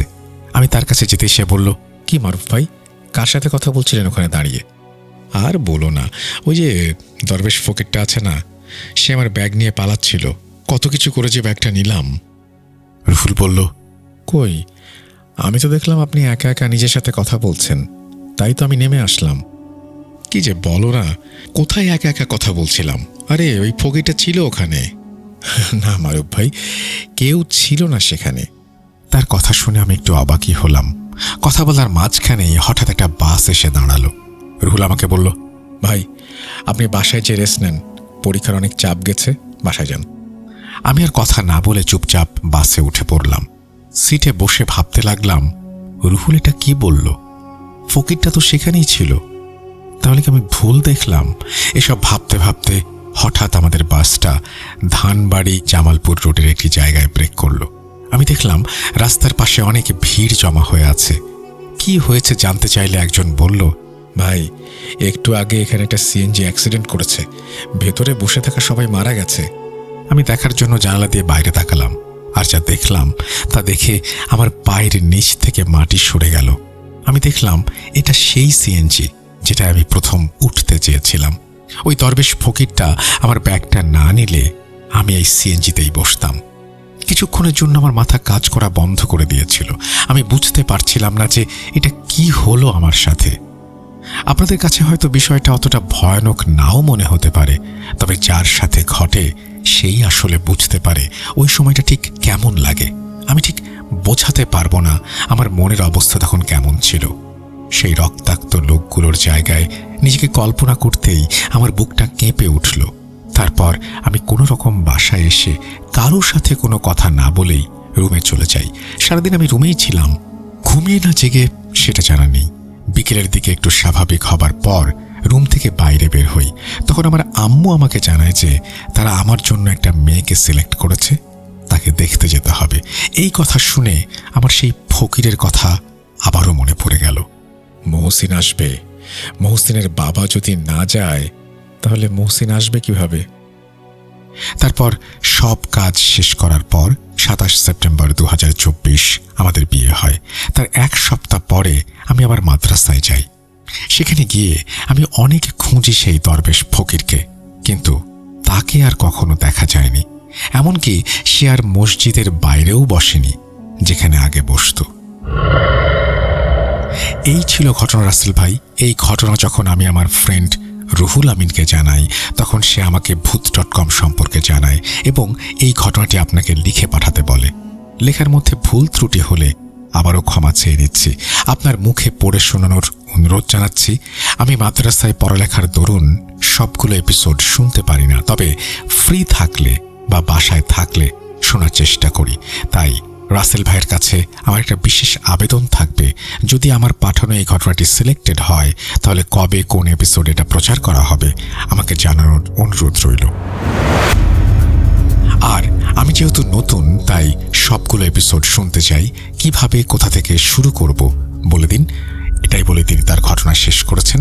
আশা করছি মোহাম্মদ মারুফ হাসানের পাঠানো এই ঘটনাটি আপনাদের ভালো লেগেছে। মারুফ হাসান, আপনাকে আমি জানাচ্ছি আমাদের ইউটিউব চ্যানেল rjasselbooth.com, সেখানে গেলে আপনি সব ঘটনা পেয়ে যাবেন এবং আপনার শত ব্যস্ততার মধ্যেও চেষ্টা করবেন আমাদের ঘটনাগুলো শোনার জন্য। আমরা চলে যাব আমাদের পরবর্তী ঘটনায়।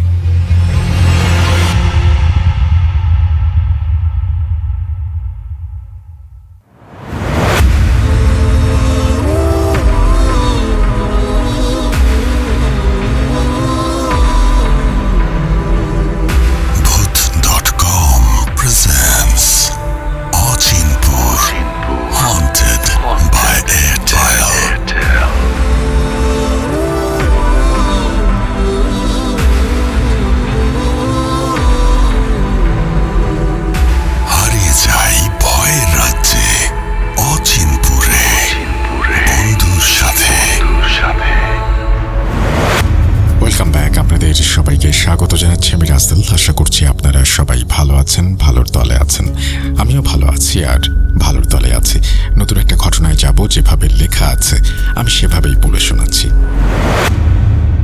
আসসালামু আলাইকুম প্রিয় রাসেল ভাই ও ভূত.com এর প্রিয় শ্রোতা বন্ধুরা, আশা করছি সবাই ভালো আছেন এবং ভালোর দলে আছেন। আমি ভূত.com এর একজন নিয়মিত শ্রোতা এবং আপনার একনিষ্ঠ ভক্ত মোহাম্মদ ফয়সাল আহমেদ। লিখছি রাজশাহীর দুর্গাপুর উপজেলা থেকে। এটি আমার পাঠানো প্রথম ইমেল। 2015 সাল থেকে নিয়মিত আপনার অনুষ্ঠান শুনি। তখন শুনতাম ভূত FM, আর এখন শুনি ভূত.com। বেশি কথা না বাড়িয়ে ঘটনায় যাওয়া যাক। আন্টি যেভাবে বলেছেন আমি সেইভাবেই বলার চেষ্টা করছি। লেখায় অনিচ্ছাকৃত ভুল ত্রুটি ক্ষমা সুন্দর দৃষ্টিতে দেখবেন। ঘটনায় যাওয়ার আগে আমার আন্টির বাসার বর্ণনা একটু দিয়ে নেই। আমার আন্টির বাড়িটা ছিল ইটের তৈরি একতলা ঘর। সেই সময় আমাদের গ্রামে ইটের বাড়ি খুব একটা ছিল না, হাতে গোনা 4-5টা। বেশিরভাগই ছিল টিনের বা মাটির ঘর। তাই আন্টির এই ইটের বাড়িটা গ্রামের মধ্যে একটু আলাদাভাবে চোখে পড়ত। ওপরে টিনের ছাউনি আর চারপাশে খোলা উঠোন। দেয়ালগুলো লালচে ইটের, কিছু জায়গায় সিমেন্টের প্রলেপ ছিল, কিন্তু সময়ের সাথে রং ফিকে হয়ে গেছে। মেঝে ছিল সিমেন্ট করা, তবে কোথাও কোথাও চিড় ধরেছিল। ঘর ছিল 3টি, একটি শোবার ঘর, একটি ছোট রান্নাঘর আর একটি মাঝের ঘর, যেখানে সেই পুরনো আয়নাটা টাঙানো ছিল। বাড়ির পেছনে ঘন বাঁশঝাড়, সামনে ধান ক্ষেত। বৃষ্টি হলে চারপাশে কুয়াশার মতো সাদা আবছা পরিবেশ তৈরি হতো। দিনের বেলায় বাড়িটা শক্তপোক্ত আর নিরাপদ মনে হতো, কিন্তু সন্ধ্যা নামলে ইটের দেয়ালের ভেতরেও যেন একটা চাপা নীরবতা জমে উঠত। মনে হতো এই বাড়ি শুধু ইট সিমেন্ট দিয়ে তৈরি নয়, এর ভেতরে জমে আছে অনেক পুরনো সময়ের ছাপ আর হয়তো কিছু অদেখা উপস্থিতি। 2008 সালের মাঝামাঝি সময় বর্ষাকালের একটানা বৃষ্টির মধ্যে গ্রামের পথঘাট ছিল কাদামাখা। ধান খেতে পানি জমে উঠেছিল হাঁটু পর্যন্ত। আমার আন্টি তখন একাই থাকতেন গ্রামের একপাশের পুরনো বাড়িতে। বাড়িটি ছিল ধান খেতে ঘেরা, 3 দিকেই গাছ আর বাঁশঝাড়। একা থাকলেও উনি ভয় করতেন না। গ্রামের মানুষ ভালোবাসত তাকে, আর তিনি ছিলেন সাহসী। একদিন বিকেলে একটা অদ্ভুত ঘটনা ঘটে। আন্টি যখন ঘরের বারান্দায় বসে মুড়ি খাচ্ছিলেন, তখন হঠাৎ তিনি দেখতে পেলেন দূরের বাঁশঝাড়ের মধ্যে একটা সাদা কাপড় ঝুলে আছে, যেন কেউ সেখানে দাঁড়িয়ে আছে। তিনি প্রথমে গুরুত্ব দেননি, কিন্তু মিনিট 10 পর আবার তাকাতেই দেখলেন ওই একই জায়গায় সেই সাদা রঙের ছায়াটা। এবার তিনি একটু ভয় পেলেন। মনে মনে ভাবলেন, কেউ দাঁড়িয়ে আছে নাকি? বাড়ির আশেপাশে কেউ নেই, শুধু কাকের ডাক আর দূরে রেল লাইনের পাশে কুকুরের হালকা আর্তনাদ। সন্ধ্যা নামতেই হঠাৎ বাতাসের গতি বাড়ল। একসময় পুরো ঘর অন্ধকার হয়ে গেল। আকাশে বিজলি চমকাচ্ছে আর বৃষ্টি ঝিরঝির করে পড়ছে। আন্টি তখন মোমবাতি জ্বালিয়ে ঘরের ভেতরে বসে আছেন। পুরনো রেডিওটা নষ্ট হয়ে গেছে কিছুদিন হলো, তাই চারপাশে শুধুই নিস্তব্ধতা। মাঝে মাঝে টিনের চালে বৃষ্টির টুপটাপ শব্দ। হঠাৎ করে ঘরের দরজার কাছে ঠক ঠক শব্দ হয়। আন্টি ভাবলেন বোধহয় পাশের বাড়ির কেউ এসেছে। দরজার কাছে গিয়ে জিজ্ঞেস করলেন, কে? কিন্তু কোনো উত্তর নেই। তিনি দরজা খুলে বাইরে তাকিয়ে দেখলেন পুরো উঠোন ফাঁকা, তবে কাদায় স্পষ্ট দুটি পায়ের ছাপ, যেন কেউ ঠিক সেখানেই দাঁড়িয়েছিল কিছুক্ষণ আগেও। পায়ের ছাপগুলো ঘরের একটা কোণার কাছে গিয়ে থেমেছে। তিনি অবাক হয়ে তাকিয়ে থাকলেন কয়েক সেকেন্ড। হঠাৎ মনে পড়ে গেল এই কোণাটাই সেই জায়গা যেখানে একবার ছোটবেলায় তিনি একটা ছায়ামূর্তি দেখেছিলেন, যেটা তার মা বলেছিলেন ভ্রম। কিন্তু আজকেরটা মনে হলো ভ্রম নয়। একটা ঠান্ডা হাওয়া হঠাৎ ঘরের ভেতর ঢুকে যায়। মোমবাতি নিভে যায় নিজে থেকেই। ঠিক তখনই দরজার বাইরে কে যেন জোরে হাঁপাতে থাকে। কেউ যেন একদম ঘাড়ের কাছে দাঁড়িয়ে আছে, কিন্তু পেছনে তাকানোর সাহস পান না তিনি। রাত 2:17 আন্টি হঠাৎ কেঁপে উঠে ঘুম থেকে জেগে ওঠেন। ঘরের বাতি নিভে গেছে আগেই, কিন্তু জানালা দিয়ে চাঁদের আলো এসে পড়েছে আয়নার ওপর। তিনি চোখ কচলে তাকালেন এবং দেখলেন আয়নায় তার পেছনে দাঁড়িয়ে আরেকটি অবয়ব। তাড়াতাড়ি ফিরে তাকালেন, কেউ নেই। আবার আয়নার দিকে তাকালেন, এবার কিছুই নেই। ভাবলেন, আমি কি ভয় পাচ্ছি? বিছানা থেকে নামলেন পানি খেতে। রান্নাঘরে ঢুকতে যাওয়ার আগেই শুনলেন, আয়নার দিকে তাকিও না। একটা কণ্ঠস্বর, ঠান্ডা। চারপাশে কেউ নেই, কিন্তু শব্দটা যেন মাথার ভেতর ঢুকে গেছে। তিনি ঘুরে দাঁড়ানোর আগেই রান্নাঘরের জানালার পর্দা সজোরে নড়ে উঠল, আর কিছু একটা তীব্র শ্বাস ফেলে পাশ দিয়ে চলে গেল।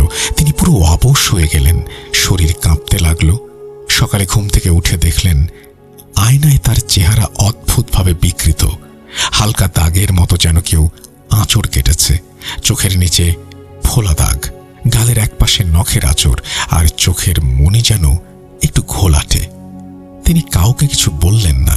সেদিন সকালে রান্নাঘরে ঢুকতেই একটা পচা মাংসের গন্ধে শ্বাস বন্ধ হয়ে আসছিল। ঘরে সেদিন কিছু রান্না হয়নি, খোলা খাবারও ছিল না। তিনি সব জানালা খুলে দিলেন, ধূপ জ্বালালেন, তবু গন্ধটা গেল না। পাশের বাড়ির চাচি এসে বললেন, আপা, আপনার ঘর থেকে কেমন একটা গন্ধ আসছে, পচা লাশের মতো। এতদিন যিনি কখনো ভয় পাননি, তিনি এবার জানালার পর্দা বন্ধ করে মাটিতে বসে পড়লেন। রাত তখন 3টা পেরিয়েছে। আন্টি হঠাৎ জেগে উঠলেন। ঘর একদম নিস্তব্ধ নয়, বাইরে বাঁশঝাড়ের ভেতর থেকে শোনা যাচ্ছে কারো গলা চাপা কাঁদা। কান্না ধীরে ধীরে কাছে আসছে। জানালার কাছে কেউ নখ ঘষছে, ধীরে ধীরে দীর্ঘশ্বাসের মতো শব্দ। তিনি সাহস করে জানালার দিকে এগিয়ে গেলেন। হঠাৎ জানালার কাঁচে দেখলেন দুটি চোখ তাকিয়ে আছে। চোখের মনি নেই, যেন কালো গর্ত। তাকালেই ভেতর থেকে কেউ যেন সবকিছু শুষে নেয়। তিনি পিছিয়ে গেলেন, মাটিতে পড়ে গেলেন। এক মুহূর্তের জন্য জানালায় একটা মুখ দেখা গেল, যার ঠোঁট কেটে গেছে, একপাশে গাল নেই। কয়েকদিন পর পরিবারের লোকজন আসে আন্টিকে নিতে। তিনি তখন কথা বলেন না, শুধু তাকিয়ে থাকেন নির্ভরহীনভাবে। ডাক্তার বলেন কোনো মানসিক ধাক্কা। গ্রামে একজন প্রবীণ লোক বললেন এই বাড়িতে একসময় এক মেয়ে আত্মহত্যা করেছিল। তারপর থেকে কেউ দীর্ঘদিন এখানে টিকতে পারেনি। ওর চোখ নাকি স্বাভাবিক ছিল না, তাই লোকে বলে অন্ধকারে আজও সেই চোখ ঘুরে বেড়ায়। পরিবারের সবাই মিলে এক হুজুরকে ডেকে নিয়ে আসেন, যিনি দীর্ঘদিন ধরে ঝাড়ফুঁক করেন এবং অনেক অশরীরী ঘটনার সমাধান করেছেন। তিনি বাড়িতে ঢুকেই বলেন, এই ঘরে শুধু এক আত্মা নয়, যে এখানে আছে সে কাউকে আসতে দেয় না, কাউকে যেতেও দেয় না। সে অন্ধকারে বাসা বাঁধা এক চোখ, যার নাম কেউ নেয় না। হুজুর ঘরে ঢুকে দরজার 4 কোণে কালো সুতো বাঁধলেন। তারপর আন্টিকে সামনে বসিয়ে পড়তে লাগলেন একটি বিশেষ সূরা। প্রথমে সব শান্ত ছিল। মিনিট 10 পর আন্টি হঠাৎ কাঁপতে শুরু করলেন, দেহ মোচড়ানো শুরু করলেন এবং মুখ দিয়ে অন্যরকম একটা স্বর বের হলো। তিনি বললেন, ওই ঘরটা আমার, কেউ নিতে পারবে না, কেউ না। আমি চোখে দেখি না, আমি অন্ধকার দেখি। হুজুর তখন সূরা আরো জোরে পড়তে শুরু করলেন। আন্টি বড় বড় চোখ করে তাকিয়ে থাকলেন। চোখের সাদা অংশ পুরো কালো হয়ে গেছে। ঘরের বাতাস হঠাৎ ঠান্ডা হয়ে যায়। একটা কাঁচ ভেঙে পড়ে। সেই রাতে হুজুর বললেন, আজ রাতেই ফয়সালা হবে। কাল ভোরের আগে যদি তাকে তাড়ানো না যায়, তবে এই শরীর ও আত্মা কোনোটাই ফিরে পাবো না। রাত ৩টার দিকে সব আলো নিভে যায়। আন্টির শরীর নিজে নিজে মাটি থেকে উঠতে থাকে। মাথা ঘোরানো শুরু করে। ঘাড় কাত করে বলে, আমি তাকাই না, আমাকে তাকাতে বাধ্য করে। তাকাও আমার চোখে। সবাই চুপ। হুজুর তখনই তাবিজ পুড়িয়ে ছাই দিয়ে আন্টির কপালে লাগালেন। এক মুহূর্তের মধ্যে আর্তনাদ শুরু হলো। দরজার কাছে কেউ ছায়া হয়ে বেরিয়ে গেল। হাওয়া নয়, ছায়া। সেই রাতের পর আন্টি ধীরে ধীরে সুস্থ হন। তার চেহারা আগের মতো স্বাভাবিক হয়ে আসে, কিন্তু আর কখনো আয়নার সামনে দাঁড়াননি। ঘরের এক পাশে রাখা সেই আয়না এখনো মাঝে মাঝে বিকেলে তার গায়ে ছোট্ট ছায়া ধরে রাখে। গ্রামের লোকজন বলে, ওই আয়নাটা কিছুটা এখনো নিজের ভেতরে ধরে রেখেছে সেই চোখকে। আর আমি তখন ছোট ছিলাম, এই ঘটনা সরাসরি দেখিনি, কিন্তু বড় হওয়ার পর শুনেছি সব আন্টির মুখেই। আজও তার মুখে যখন সেই রাতের কথা শুনি, তখন চোখে জল আসে। আর মনে হয়, অন্ধকার মানেই শুধু রাত নয়, অন্ধকার মানেই সেই চোখ যে দেখে কিন্তু চায় না তুমি কিছু দেখো। এটাই ছিল আমার সংগ্রহ করা ঘটনা। যদি ঘটনাটি আপনাদের ভূত.com-এর জন্য সিলেক্টেড হয়, তাহলে অবশ্যই আমাকে জানাবেন। আর যদি নাও হয়, তবু আমি খুশি হব। আমার নাম্বার, তারপরে তিনি তার নাম্বার দিয়েছেন এবং তারপরে তিনি লিখছেন, আল্লাহ হাফিজ, মোহাম্মদ ফয়সাল আহমেদ, রাজশাহী বিভাগ। এই বলেই তিনি তার ঘটনা শেষ করেছেন। আশা করছি এই ঘটনাটি আপনাদের ভালো লেগেছে। ভালো লাগলে অবশ্যই আমাদের জানাবেন। আমরা চলে যাব আমাদের পরবর্তী ঘটনায়।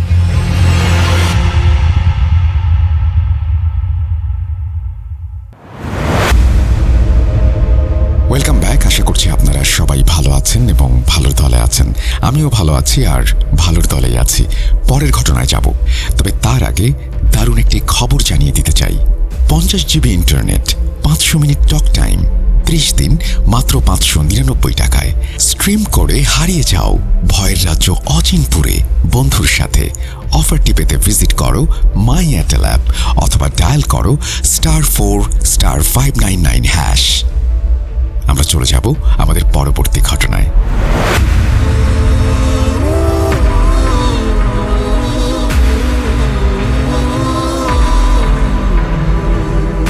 ভূত.com presents Achinpur haunted by Airtel।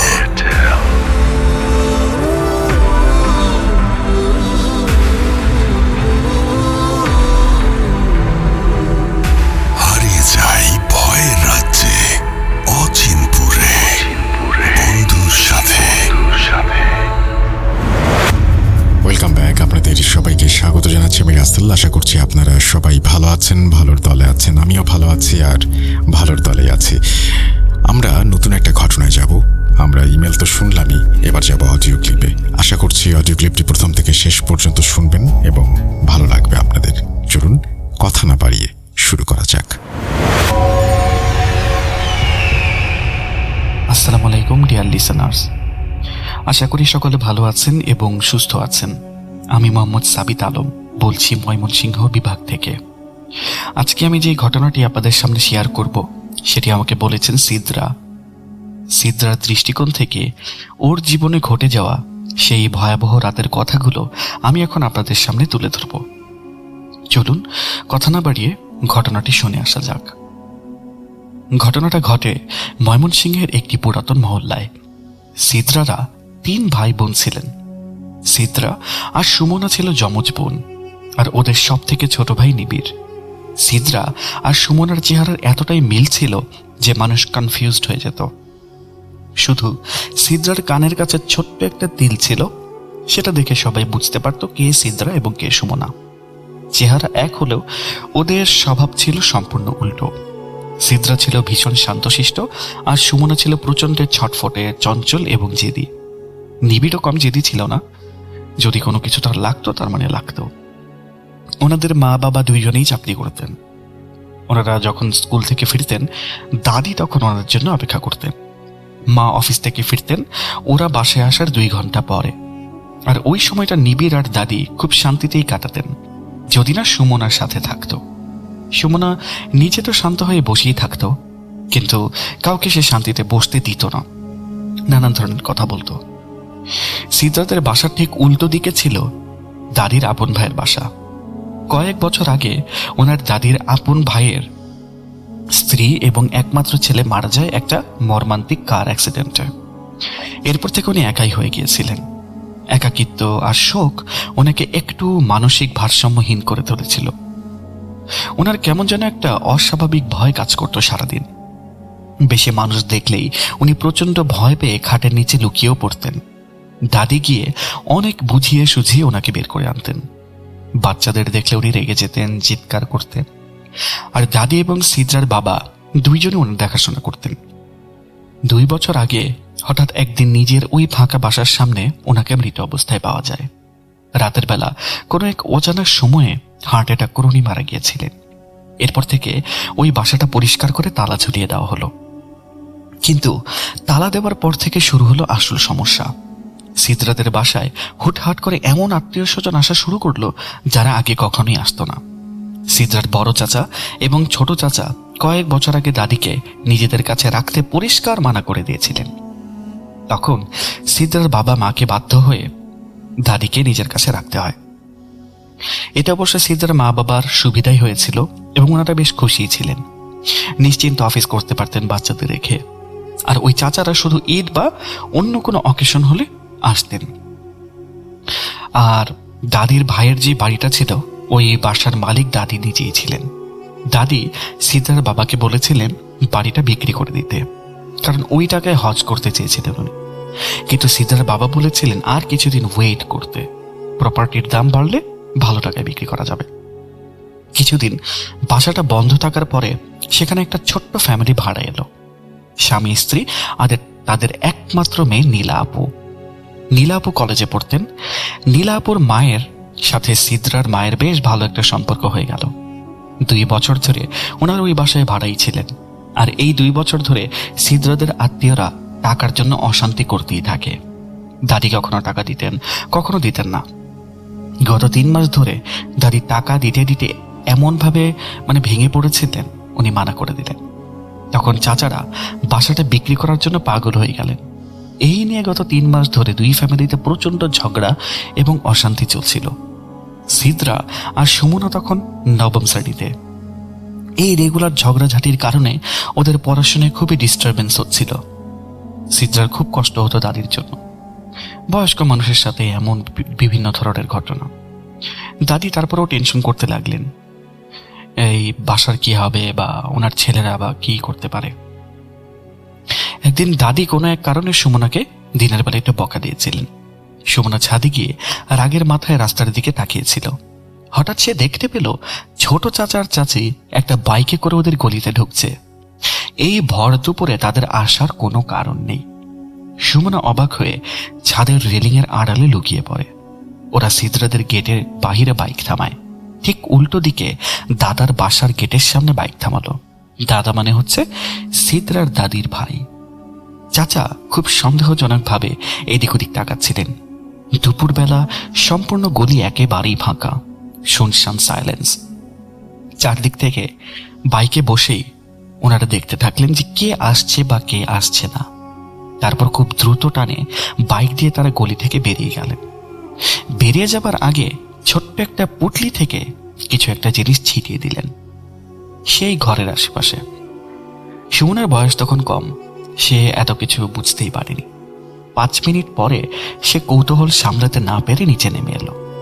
দাদি তাকে ইউনিফর্ম পাল্টাতে বললেন, কিন্তু সুমনা দাদির কথা একদম ইগনোর করে সোজা গেট খুলে বাইরে চলে গেল।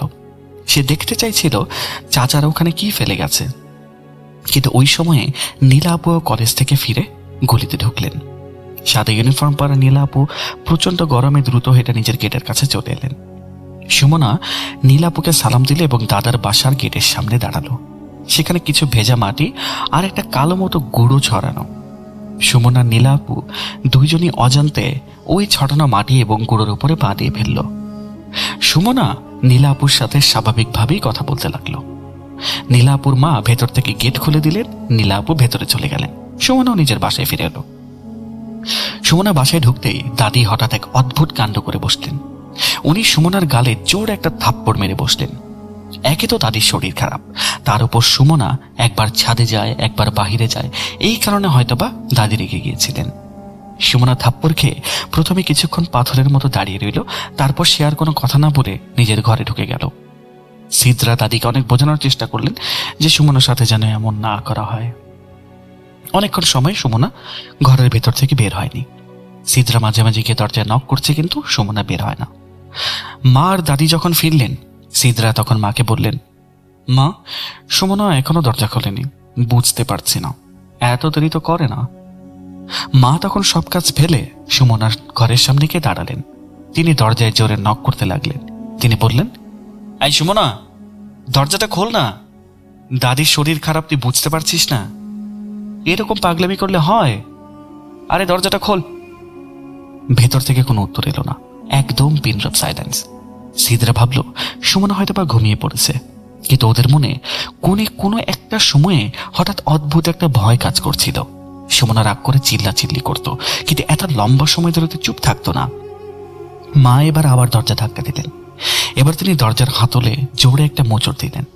অবাক করা ব্যাপার, দরজা ভেতর থেকে লক করাই ছিল না। দরজা খুলতেই সিদ্রা আর ওর মায়ের পায়ের তলার মাটি সরে গেল। পুরো ঘর একেবারে ফাঁকা। বিছানা যেমন ছিল তেমন ভাবে সাজানো, বই খাতা টেবিলের উপরে রাখা, স্কুল ব্যাগটা দেয়ালের সাথে ঝোলানো, জানালার গ্রিলগুলো ভেতর থেকেই আটকানো, কিন্তু সুমনা ঘরের ভেতরে নেই। মায়ের মুখটা একদম ফ্যাকাশে হয়ে গেল। মেয়েটা কোথায় গেল?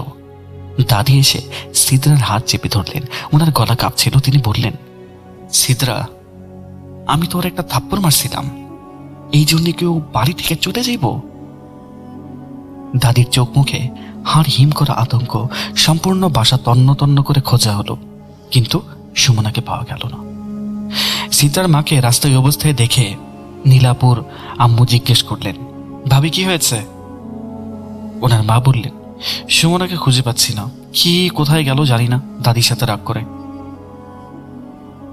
নীলাপুর আম্মু তখন বললেন যে সুমনা তো আমাদের বাসায়।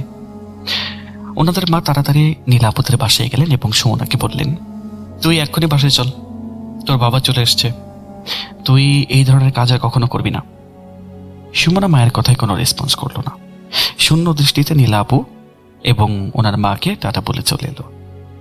সুমনার এই অস্বাভাবিক নীরবতা দেখে মা নিজেও কিছুটা ভয় পেয়ে গিয়েছিলেন। সুমনা চুপচাপ হেঁটে সেদিন বাসায় ফিরে ফ্রিজ থেকে পানির বোতল বের করে ঢক ঢক করে খাওয়া শুরু করলো। সবাই ওর দিকে অবাক করে তাকানো। হঠাৎ করে সুমনা বিকট শব্দে বমি করে দিল। সারাদিন যা খেয়েছে সব ফেলে দিল। মা নিজে মাথায় হাত রেখে বসে পড়লেন। এবং এখানে একটা কথা আসলে উনি বলতে ভুলে গিয়েছিলেন আমাকে, আমিও ভুলে গেছি। আসলে ওনারা যখন নীলাপুর বাসা থেকে আসছিল তখন নীলাপু নিজেও বমি করছিল এবং ওনার ধারণা ছিল ওনার ভাইরাল ফিভার বা কোনো একটা ইনফেকশন হয়েছে। যাই হোক, সুমনা একটানা বমি করে যাচ্ছিল। মা তখন বাধ্য হয়ে রিক্সা ডাকলেন এবং সুমনাকে নিয়ে হাসপাতালের দিকে ছুটলেন। সিদ্রা দাদিকে এই সমস্ত কোনো কিছুই জানালেন না, যেহেতু দাদি অসুস্থ। ছোট ভাই নিবিড়কে নিয়ে সে ড্রয়িং রুমে বসে রইল। আসরের আজান হয়েছে। আজকের দিনটা খুবই খারাপ যাচ্ছে। হঠাৎ করে সিদ্রা কিচেন থেকে খুব পরিষ্কার একটা শব্দ শুনতে পেল। কেউ যেন স্টিলের বাসনপত্র নাড়াচাড়া করছে। খটখট ঠং ঠং আওয়াজ হচ্ছে। সিদ্রার বুকের ভেতরটা ছ্যাদ করে উঠল। দাদিটা ঘুমাচ্ছে আর দুই ভাই বোন এই ড্রয়িং রুমে, তাহলে কিচেনে এই মুহূর্তে কে থাকতে পারে? সিদ্রার শরীরে ভয় যেন কাটা দিয়ে উঠল। আবার একটা আওয়াজ এলো কিচেন থেকে। এবার যেন কেউ ইচ্ছে করে বাসনগুলো ফ্লোরে ফেলে দিচ্ছে। সিদ্রা চমকে ওঠে নিবিড়কে জিজ্ঞেস করলো, নিবিড়, তুই কি কিচেন থেকে আওয়াজগুলো পেলি? নিবিড় মাথা নেড়ে না বলল। ও আসলে পড়াশোনায় খুবই মগ্ন ছিল। সিদ্রা কিচেনের দিকে পা বাড়ালো। কিচেনে ঢুকে সিদ্রা দেখলো সবকিছু একদম পরিপাটি, কোনো সমস্যা নেই। তাহলে এতক্ষণ কিসের আওয়াজ হচ্ছিল? সিদ্রা দ্রুত হাতে নিবিড়কে নিয়ে সেখান থেকে চলে এলো। নিবিড়ের জন্য সে দুধের মিল্কশেক বানাতে গেল। মিল্কশেক বানাতে গিয়ে যখন ওর হাতে একটু ময়লা লেগেছিল, সিদ্রা হাত ধোয়ার জন্য সিঙ্কের কাছে গেল। ওর মনে হচ্ছিল কিচেনের ঠিক দরজার বাহিরে কেউ একজন দাঁড়িয়ে আছে এক দৃষ্টিতে। সিদ্রা কাঁপা কাঁপা হাতে সিঙ্কের পানির কলটা ঘোরালো। কল ঘুরতে সজোরে পানি আসার কথা, কিন্তু তার বদলে পাইপের ভেতর থেকে অদ্ভুত এক ঘোঙানোর শব্দ আসতে শুরু করলো। তারপর কল দিয়ে যেটা বের হলো সেটা দেখে সিদ্রার হার্টবিট কয়েক সেকেন্ডের জন্য স্টপ হয়ে গেল। পানির বদলে কল দিয়ে গল গল করে বেরিয়ে আসছে গাঢ় লাল রঙের তাজা রক্ত। রক্তের সেই উৎকট বমি উদ্রেককারী আষ্টে গন্ধে মুহূর্তের মধ্যে সম্পূর্ণ কিচেন একেবারে দুর্গন্ধযুক্ত হয়ে গেল। সিদ্রা দুই হাত সেই লাল রক্তে ভেজা সিঙ্কের সাদা বেসিনটা মুহূর্তে লাল হয়ে গেল। সিদ্রা নিজের চোখের সামনে এই ভয়ঙ্কর দৃশ্য দেখে বিশ্বাস করতে পারছিল না। ওর শরীর শুকিয়ে কাঠ হয়ে গেল। একটা চিৎকার যে দেবে সেই আওয়াজটাও মুখ দিয়ে বের হচ্ছিল না। ও আতঙ্কে দুই এক কদম পিছিয়ে গেল। তারপর সম্বিত ফিরে পেতেই গগন বিদারী একটা চিৎকার দিয়ে কিচেন থেকে দৌড়ে ড্রয়িং রুমের দিকে ছুটে গেল। ঠিক সেই মুহূর্তেই সিদ্রার বাবা মেইন গেট খুলে বাসায় প্রবেশ করলেন। বাবাকে দেখেই সিদ্রা দৌড়ে গিয়ে ওনাকে জড়িয়ে ধরে হাউ মাউ করে কাঁদতে শুরু করলো। বাবা খুবই ভয় পেয়ে গেলেন। তিনি সিদ্রার মাথায় হাত বুলিয়ে শান্ত করার চেষ্টা করলেন। সিদ্রা কাঁদতে কাঁদতে বলল, বাবা, কিচেনের কলের ভেতর দিয়ে পানি না, রক্ত পড়তেছে। আমার দুইটা হাত রক্তে ভরে গেছে, দেখো। বাবা ওর হাত ধরলেন। সেখানে কোনো রক্ত নেই। বাবা ভাবলেন সিদ্রা হয়তো বা কোনো কারণে খুব ভয় পেয়েছে বা এটা তার হ্যালুসিনেশন। তিনি সিদ্রাকে নিয়ে সেই সময় কিচেনের ভেতরে কলটা খুললেন। সিদ্রা চোখ বন্ধ করেছিল। বাবা বললেন, আরে এই তো মা, দেখ, একদম পরিষ্কার পানি পড়তেছে। কিসের রক্ত? ভয় পাইস না তো, এগুলা কিচ্ছু না। সিদ্রা চোখ মেলে দেখলো কল দিয়ে সত্যি নর্মাল পানি পড়ছে, স্বচ্ছ পানি। বেসিনে কোনো ব্লাড স্টেইন নেই। সিদ্রা সম্পূর্ণ স্তব্ধ হয়ে গেল। ওর মনে হতে লাগলো পাগল হয়ে গেছে। বাবা সিরিয়াস মুখে সিদ্রাকে বললেন, শোন, সুমনার শরীরটা ভালো না, বমি কোনোভাবেই থামছে না। ওকে হাসপাতালে অ্যাডমিট করতে হয়েছে। তোর মা একা আছে ওখানে। আমি শুধু কিছু দরকারি জিনিসপত্র নিতে আসছি। এগুলা দিয়া আমি হাসপাতালেই থাকবো। তুই আর নিবিড় দাদির খেয়াল রাখবি, বুঝছস? বাবা রাতের জন্য বাইরে কোথা থেকে খাবার কিনে এনেছিল। সিদ্রার মন কিছুতেই মানতে পারছে না। তখন ও বাবাকে বারবার বলছিল, বাবা তুমি যাও না প্লিজ, আজকে প্লিজ। দাদি তো ঘুমাচ্ছে। আমি ফাঁকা একটা বাসায় নিবিড়কে নিয়ে একা কেমনে থাকবো? আমার তো ভয় করতেছে। কিন্তু সিদ্রার বাবার কাছে অ্যাকচুয়ালি কোনো অপশন ছিল না। সুমনের অবস্থা সত্যিই খুব খারাপ। বাবা খুব তাড়াহুড়ো করে জিনিসপত্র হাতে গোছাতে লাগলেন। তিনি যাওয়ার আগে দাদিকে একবার দেখলেন। দাদির জ্বর একটু কমেছে, উনি গভীর ঘুমে আচ্ছন্ন। বাবা যখন মেইন গেটের দিকে যাচ্ছিলেন তখন নিবিড় হঠাৎ বাবার পিছু নিল। কোনোভাবেই সে সিদ্রার কাছে থাকবে না, সে হাসপাতালে যাবে। নিবিড়ের জেদ এতটাই বেশি ছিল, সে বাধ্য হয়ে এই সিরিয়াস অবস্থায় তাকে হাসপাতালে নিতে বলা হলো। এদিকে নীলা আপুর মাও হাসপাতালে আছেন দেখাশোনার জন্য। নীলা আপুকেও স্যালাইন দেওয়া হয়েছে। নীলা আপু নিজেও হাসপাতালে ভর্তি। দুই বাসার দুই মেয়ে একই দিনে একই সময় হঠাৎ করে এমন সিরিয়াস অবস্থায় কিভাবে গেল, সেটা সবার কাছে অদ্ভুত লাগতে শুরু করলো। বাবা নিবিড়কে নিয়ে বেরিয়ে যাওয়ার পর সিদ্রা মেইন গেট ভালোভাবে তালা লাগিয়ে দিল। তারপর দৌড়ে দাদির রুমে গিয়ে ওনার মাথার কাছে বিছানায় গুটি সুটি মেরে শুয়ে পড়ল। পুরো বাসাটা একদম নিস্তব্ধ। একটা ভুতুরে সাইলেন্স সম্পূর্ণ বাসায় বিরাজ করছে। দাদির ঘুমন্ত শরীরটাই এখন সিদ্রার একমাত্র ভরসা। ওর বারবার ওই কিচেনের সেই বিভৎস রক্তের দৃশ্যটা মনে পড়ে যাচ্ছিল। সিদ্রা এর আগে অনেকবার বাসায় একা থেকেছে, কিন্তু আজকের এমন হাড় কাঁপানো ভয় ওর কখনো লাগেনি। কিছুক্ষণ পর দাদির ঘুম ভেঙে গেল। দাদি চোখ মেলেই কেবল একটা ঘোর লাগা গলায় কথা বলতে শুরু করলেন, আমার ওই বাচ্চা মাইয়াটার গায়ে হাত তোলা ঠিক হইছে না। সুমনা আমার উপরে রাগ করছে, চলে গেছে, আর ফিরবো না। সিদ্রা দাদিকে অনেক কষ্ট করে বুঝালো যে সুমনা হাসপাতালে আছে এবং ঠিক হয়ে যাবে। হঠাৎ মেইন গেটে খুব জোরে বেল বেজে উঠল। সিদ্রা ভাবল বাবা হয়তো বা ফিরে এসেছেন। সে দৌড়ে গিয়ে গেট খুলল, কিন্তু গেটের ওপারে বড় চাচা এবং বড় চাচি দাঁড়িয়ে। তারা সিদ্রার বাবা মায়ের কথা জিজ্ঞেস করলেন। সিদ্রা তাদের সব খুলে বলল। বাসায় যে এই মুহূর্তে সিদ্রার দাদি ছাড়া কেউ নেই সেটাও বলল। এই কথা শোনা মাত্রই বড় চাচা এবং চাচি কোনো কথা না বলে খুব দ্রুত দাদির রুমে গিয়ে দরজা লাগিয়ে দিলেন। তাদের চোখে দৃষ্টি কেমন যেন অস্বাভাবিক ছিল। দাদি ওনাদের দেখে মোটেও খুশি হলেন না, বরং উনি নিজের মুখের উপর চাদর টেনে পাশ ফিরে শুইলেন। কারণ এই বড় চাচাই গতবার এসে দাদির সাথে খুব খারাপ ব্যবহার করেছিলেন। বড় চাচা হঠাৎ খুব রুক্ষ গলায় দাদিকে এবং সিদ্রাকে বললেন, সিদ্রা, এক গ্লাস পানি নিয়ে যা। সিদ্রা পানি আনার জন্য যখনই রুম থেকে পা বের করলেও অমনি পেছন থেকে বড় চাচা এবং চাচি দরজার ছিটকিনি লাগিয়ে দিল। এবার আগে বন্ধ করা ছিল, এবার ছিটকিনি লাগানোর একটা শব্দ হলো। সিদ্রা এতটাই চমকে গেল যে ওর রিয়াক্ট করতে কয়েক সেকেন্ড সময় লেগে গেল। সিদ্রা দ্রুত কিচেন থেকে পানি নিয়ে দাদির রুমের সামনে দাঁড়ালো। ও দেখলো দরজা আসলেই ভেতর থেকে লক করা। ও দরজায় জোরে জোরে ধাক্কা দিতে লাগলো। চাচা, চাচি, দরজা খোলেন, দরজা লাগাইলেন কেন? কিন্তু ভেতর থেকে কোনো রেসপন্স নেই। দাদির কোনো আওয়াজ পাওয়া যাচ্ছিল না। একে তো সম্পূর্ণ বাসা খালি, তার উপর সিদ্রার দাদির রুমের বাহিরে এসে একা দাঁড়িয়ে। ওর মনে হতে লাগলো বড় চাচা আর চাচি মিলে দাদির কোনো ক্ষতি করে ফেলবে। সিদ্রা ভয়ে কাঁদতে শুরু করলো। কি করবে বুঝতে না পেরে দৌড়ে মেইন গেটের দিকে চলে গেল। গেট খুলে রাস্তার দিকে তাকালো যদি কাউকে ডাক দেওয়া যায়। সেই মুহূর্তে গলি চেড়ে একটা অ্যাম্বুলেন্সের দ্রুত গতি। অ্যাম্বুলেন্সের লাল নীল বাতিগুলো চারপাশে অন্ধকার আরো বেশি ভুতুড়ে করে তুলেছিল। অ্যাম্বুলেন্সটা সিদ্রাদের বাসার সামনে না থেমে ঠিক উল্টো দিকে নীলা আপুদের বাসার সামনে গিয়ে থামলো। সিদ্রার হার্টবিট গলার কাছে চলে এলো। অ্যাম্বুলেন্সের দরজা খুলতেই ভেতর থেকে নীলা আপুর মা এবং বাবা বেরিয়ে এলেন। ওনাদের কান্নার আওয়াজে সম্পূর্ণ গলি যেন ভারী হয়ে উঠল। নীলাপুর বাবা গেট খুলে দিলেন। এরপর অ্যাম্বুলেন্স ভেতর থেকে একটা স্ট্রেচার বের করলো অ্যাম্বুলেন্সের লোকেরা। স্ট্রেচারের উপরে সাদা কাপড়ে ঢাকা একটা লাশ, নীলাপুর লাশ। সিদ্রা নিজের চোখকে বিশ্বাস করতে পারছিল না। ও দরজার ফ্রেম ধরে জমে গেল দাঁড়িয়ে। মাত্র কয়েক ঘন্টা আগেও তো নীলাপু হেঁটে হেঁটে বাসায় ফিরল। এত হঠাৎ করে একটা জলজন্ত মানুষ কিভাবে মারা যেতে পারে? নীলাপুর মা বাবা লাশটা নিয়ে ভেতরে ঢুকলেন। সিদ্রা নিজের সব ভয় ভুলে গিয়ে এক দৃষ্টিতে ওই মর্মান্তিক দৃশ্য দেখছিল। বড় চাচা আর চাচি যে দাদির রুমে আটকে গেছে বা দাদিকে আটকে রেখেছে, সেই ভয়ের কথাও ওর মাথা থেকে একেবারেই বেরিয়ে গেল।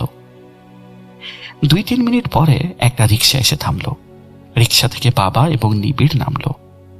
বাবার মুখটা একদম ফ্যাকাশে, চোখগুলো লাল। বাবাকে দেখেই সিদ্রা দৌড়ে গেল। বাবা, এগুলো কি হইতেছে? নীলাপু মারা গেল কেমনে? সুমনা কই? বাবা খুব অবসন্নভাবে সিদ্রার মাথায় হাত রাখলেন। মা, তুই চিন্তা করিস না, সুমনা ঠিক আছে। তোর মা আর সুমনা মামার সাথে একটু পরে চলে আসবো। তুই বাসায় একা ভয় পাইতেছিলি না, এই জন্য চলে আসছি। আর সামনের বাসায় এসে দেখি এই অবস্থা, ওদের তো একটু দেখা লাগবো।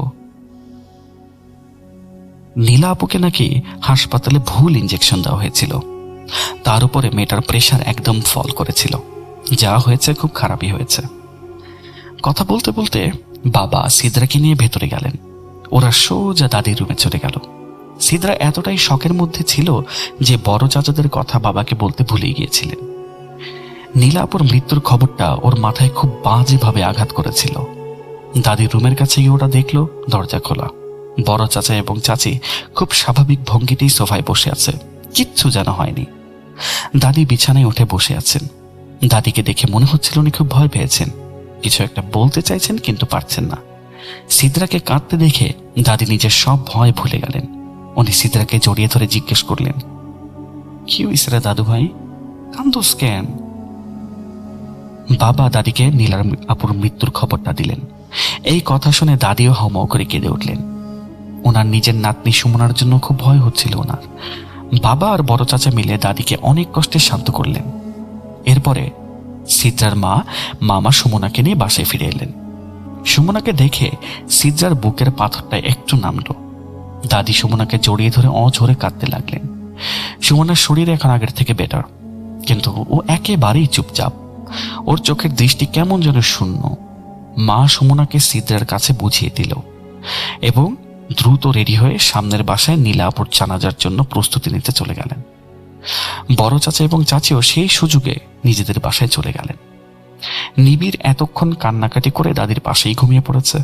সিদ্রা আর সুমনাও দাদির রুমের নিচে ফ্লোরে বিছানা করে শুয়ে পড়ল। মা সিদ্রাকে বলে গিয়েছিলেন যে যেন সে সুমনার পাশেই থাকে এবং কোনোভাবেই সুমনাকে একা না ছাড়ে। দাদির রুমে শুধুমাত্র একটা ডিম লাইট জ্বলছে। সিদ্রা আর সুমনা চুপচাপ শুয়ে আছে। হঠাৎ করে আবার সেই একই শব্দ। সিদ্রার কান দুটো খাড়া হয়ে গেল। কিচেনের দিক থেকে আবার সেই বাসনপত্র ফেলার খটখট শব্দ আসছে।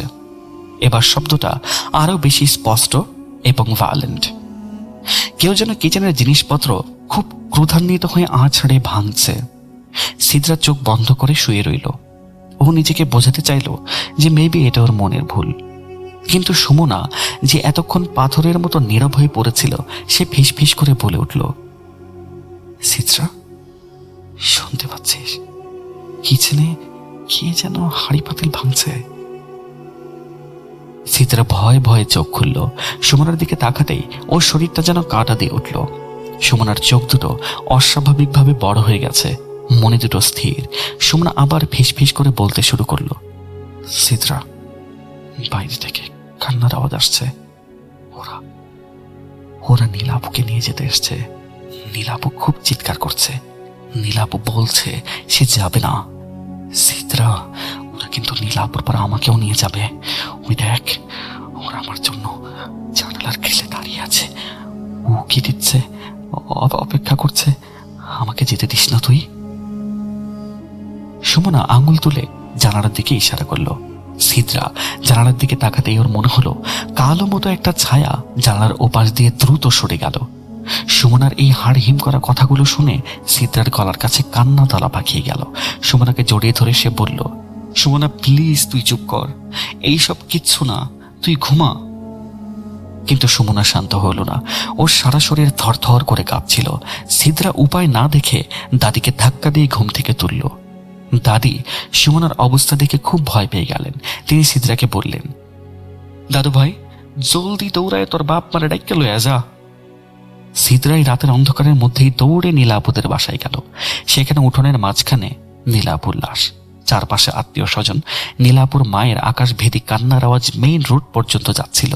সিদ্রা খুব ভয় পাচ্ছিল এই লাশের পাশ দিয়ে যেতে। একে তো সুমনার এই ভয়ঙ্কর কথাগুলো তার মাথায় ঘুরপাক খাচ্ছে, তার উপরে এই মর্মান্তিক পরিবেশ। ভাগ্যিস মা সিদ্রাকে দেখতে পেয়েছিলেন। মা দ্রুত সিদ্রার কাছে চলে এলেন। সিদ্রা মাকে সুমনার অবস্থার কথা বলতেই মা সবকিছু ফেলে দৌড়ে বাসায় এলেন। বাসায় এসে মা দেখলেন সুমনার অবস্থা আবার খারাপ হতে শুরু করে। ও খাটের উপরে বসে দুই কান হাত দিয়ে চেপে ধরে বিকট শব্দে চিৎকার করছে, ওরা নীলাপুকে নিয়ে যাচ্ছে, ওরা আমাকেও নিয়ে যাবে, আমাকে বাঁচাও তোমরা। সুমনার এই চিৎকারগুলো কোনো মানুষের গলার আওয়াজ বলে মনে হচ্ছিল না। এরপর সুমনা আবার পাগলের মতো বমি করতে স্টার্ট করলো। সেই রাতটা ছিল সিদ্রার জীবনের সব থেকে ভয়ানক একটা রাত।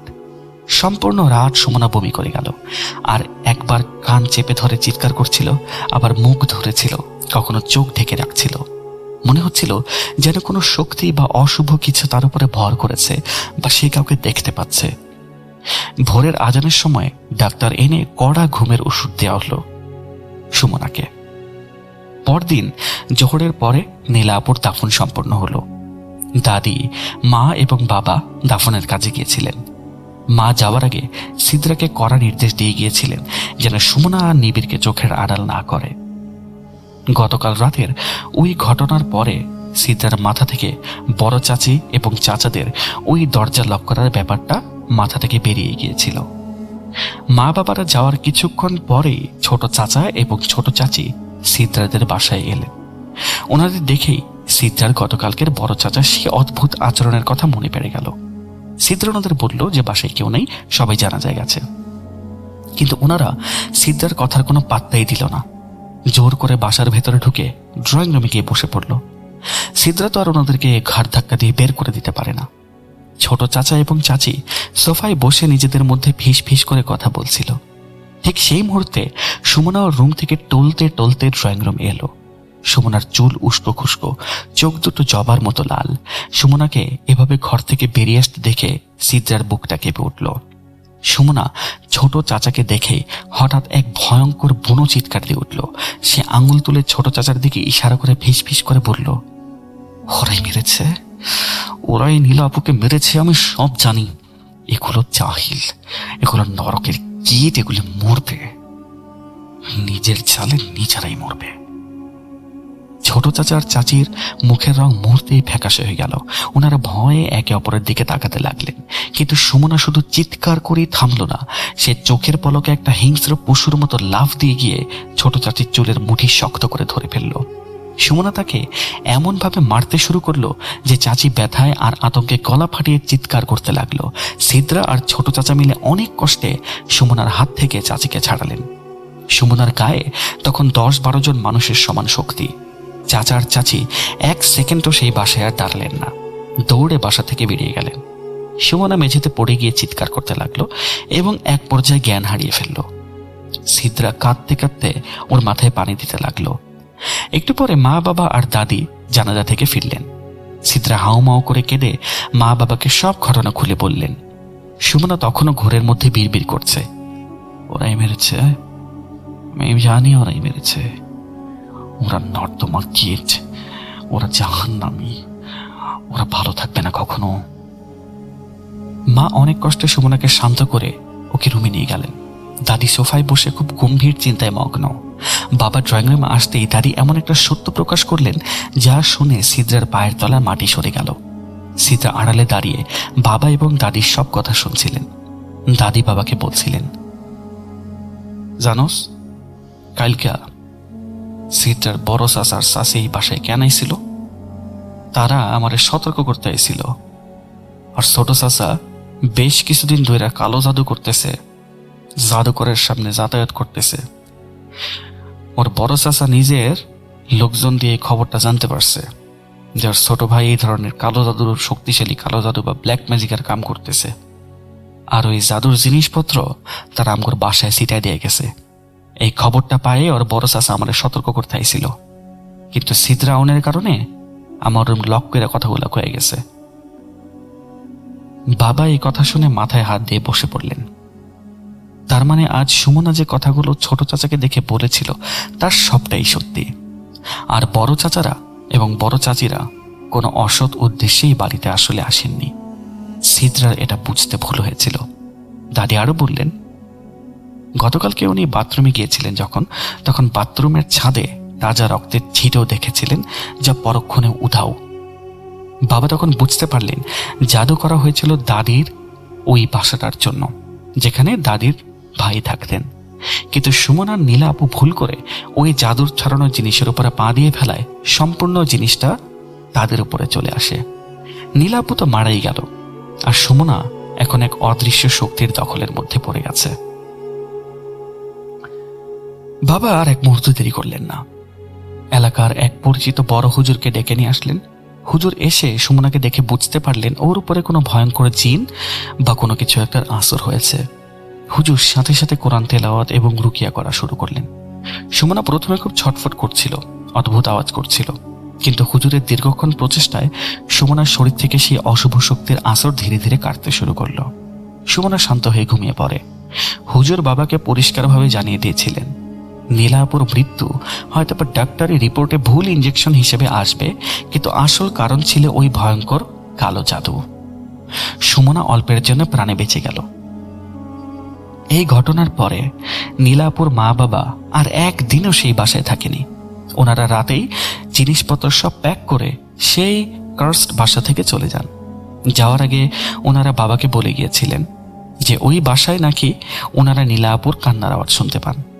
একটা সুখের সংসার ওই লোভী চাচাদের জাদুর কারণে সম্পূর্ণ ধ্বংস হয়ে গিয়েছিল। ছোট চাচা এবং চাচি এরপর আর কখনো সিদ্ধার্থের বাসায় আসার সাহস পায়নি।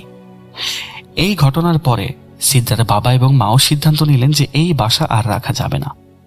যে সম্পদের জন্য নিজের ভাইয়েরা ব্ল্যাক ম্যাজিক করতে পারে, সেই সম্পদ ঘরে থাকা মানে মৃত্যু ডেকে আনা। কিছুদিন পরে সিদ্ধার বাবা বাসাটা বিক্রি করে দিলেন। দাদি আর বাবা মিলে সেই টাকায় হজ পালন করে এলেন। দাদি ওনার বাকি যে টাকা ছিল সেটা সিদ্রা এবং সুমনার নামে ব্যাংকে ফিক্সড ডিপোজিট করে দেন। মা কখনোই চাইতেন না যে ওই অভিশপ্ত টাকা ওনার মেয়েদের উপরে খরচ করা হোক। ওনার মায়ের ধারণা ছিল এই টাকায় চাচাদের লোভের অভিশাপ লেগে আছে। কিন্তু দাদি ওনার নাতনিদের ভবিষ্যৎ সিকিউর করার জন্য সেই টাকাটা ওদের নামিয়ে রেখে পৃথিবী থেকে বিদায় নেন। সিদ্রার জীবনে ঘটে যাওয়া সেই ভয়ঙ্কর রাতগুলো আজও স্বপ্ন হয়ে সিদ্রাকে তাড়া করে বেড়ায়। লোভ আর অন্ধবিশ্বাস কিভাবে একটা হাসি খুশি পরিবারকে শ্মশানে পরিণত করতে পারে সেটাই ছিল এই জিনিসটার একটা প্রকৃত উদাহরণ। প্রিয় লিসেনার্স, এই ছিল আজকে আপনাদের জন্য কালেক্ট করা আমার ঘটনা। আমি জানি এই ঘটনার মধ্যে আপনারা ওরকম জিনের উপস্থিতি বা এই টাইপের কোনো কিছু পাবেন না, বিকজ এটা অন্য টাইপের একটা স্টোরি। সত্যি একটা ঘটনা যেখানে জিনের থেকে বেশি মানুষের কালো জাদু এবং মানুষের খারাপ যেই লোভ লালসা ইচ্ছাগুলি ছিল সেটার বহিঃপ্রকাশ পাওয়ানো হয়েছে। যদি ভালো লেগে থাকে সকলকে ধন্যবাদ, আর ভালো লেগে না থাকলে করজোরে ক্ষমা প্রার্থনা করছি সকলের কাছে। আমি মোহাম্মদ সাবিত আলম আজ বিদায় নিচ্ছি। আসসালামু আলাইকুম। আরও একবার আপনাদের সবাইকে স্বাগত জানাচ্ছি আমি রাসেল। আশা করছি আপনারা সবাই ভালো আছেন, ভালোর দলে আছেন। আমিও ভালো আছি আর ভালোর দলে আছি। কেমন কাটলো আজকে ভয়ের রাজ্য অচিনপুরে বন্ধুর সাথে অবশ্যই কমেন্ট সেকশনে লিখে জানাবেন। আমরা আজকের মতো বিদায় নেব। কথা হবে আবার খুব দ্রুত সেই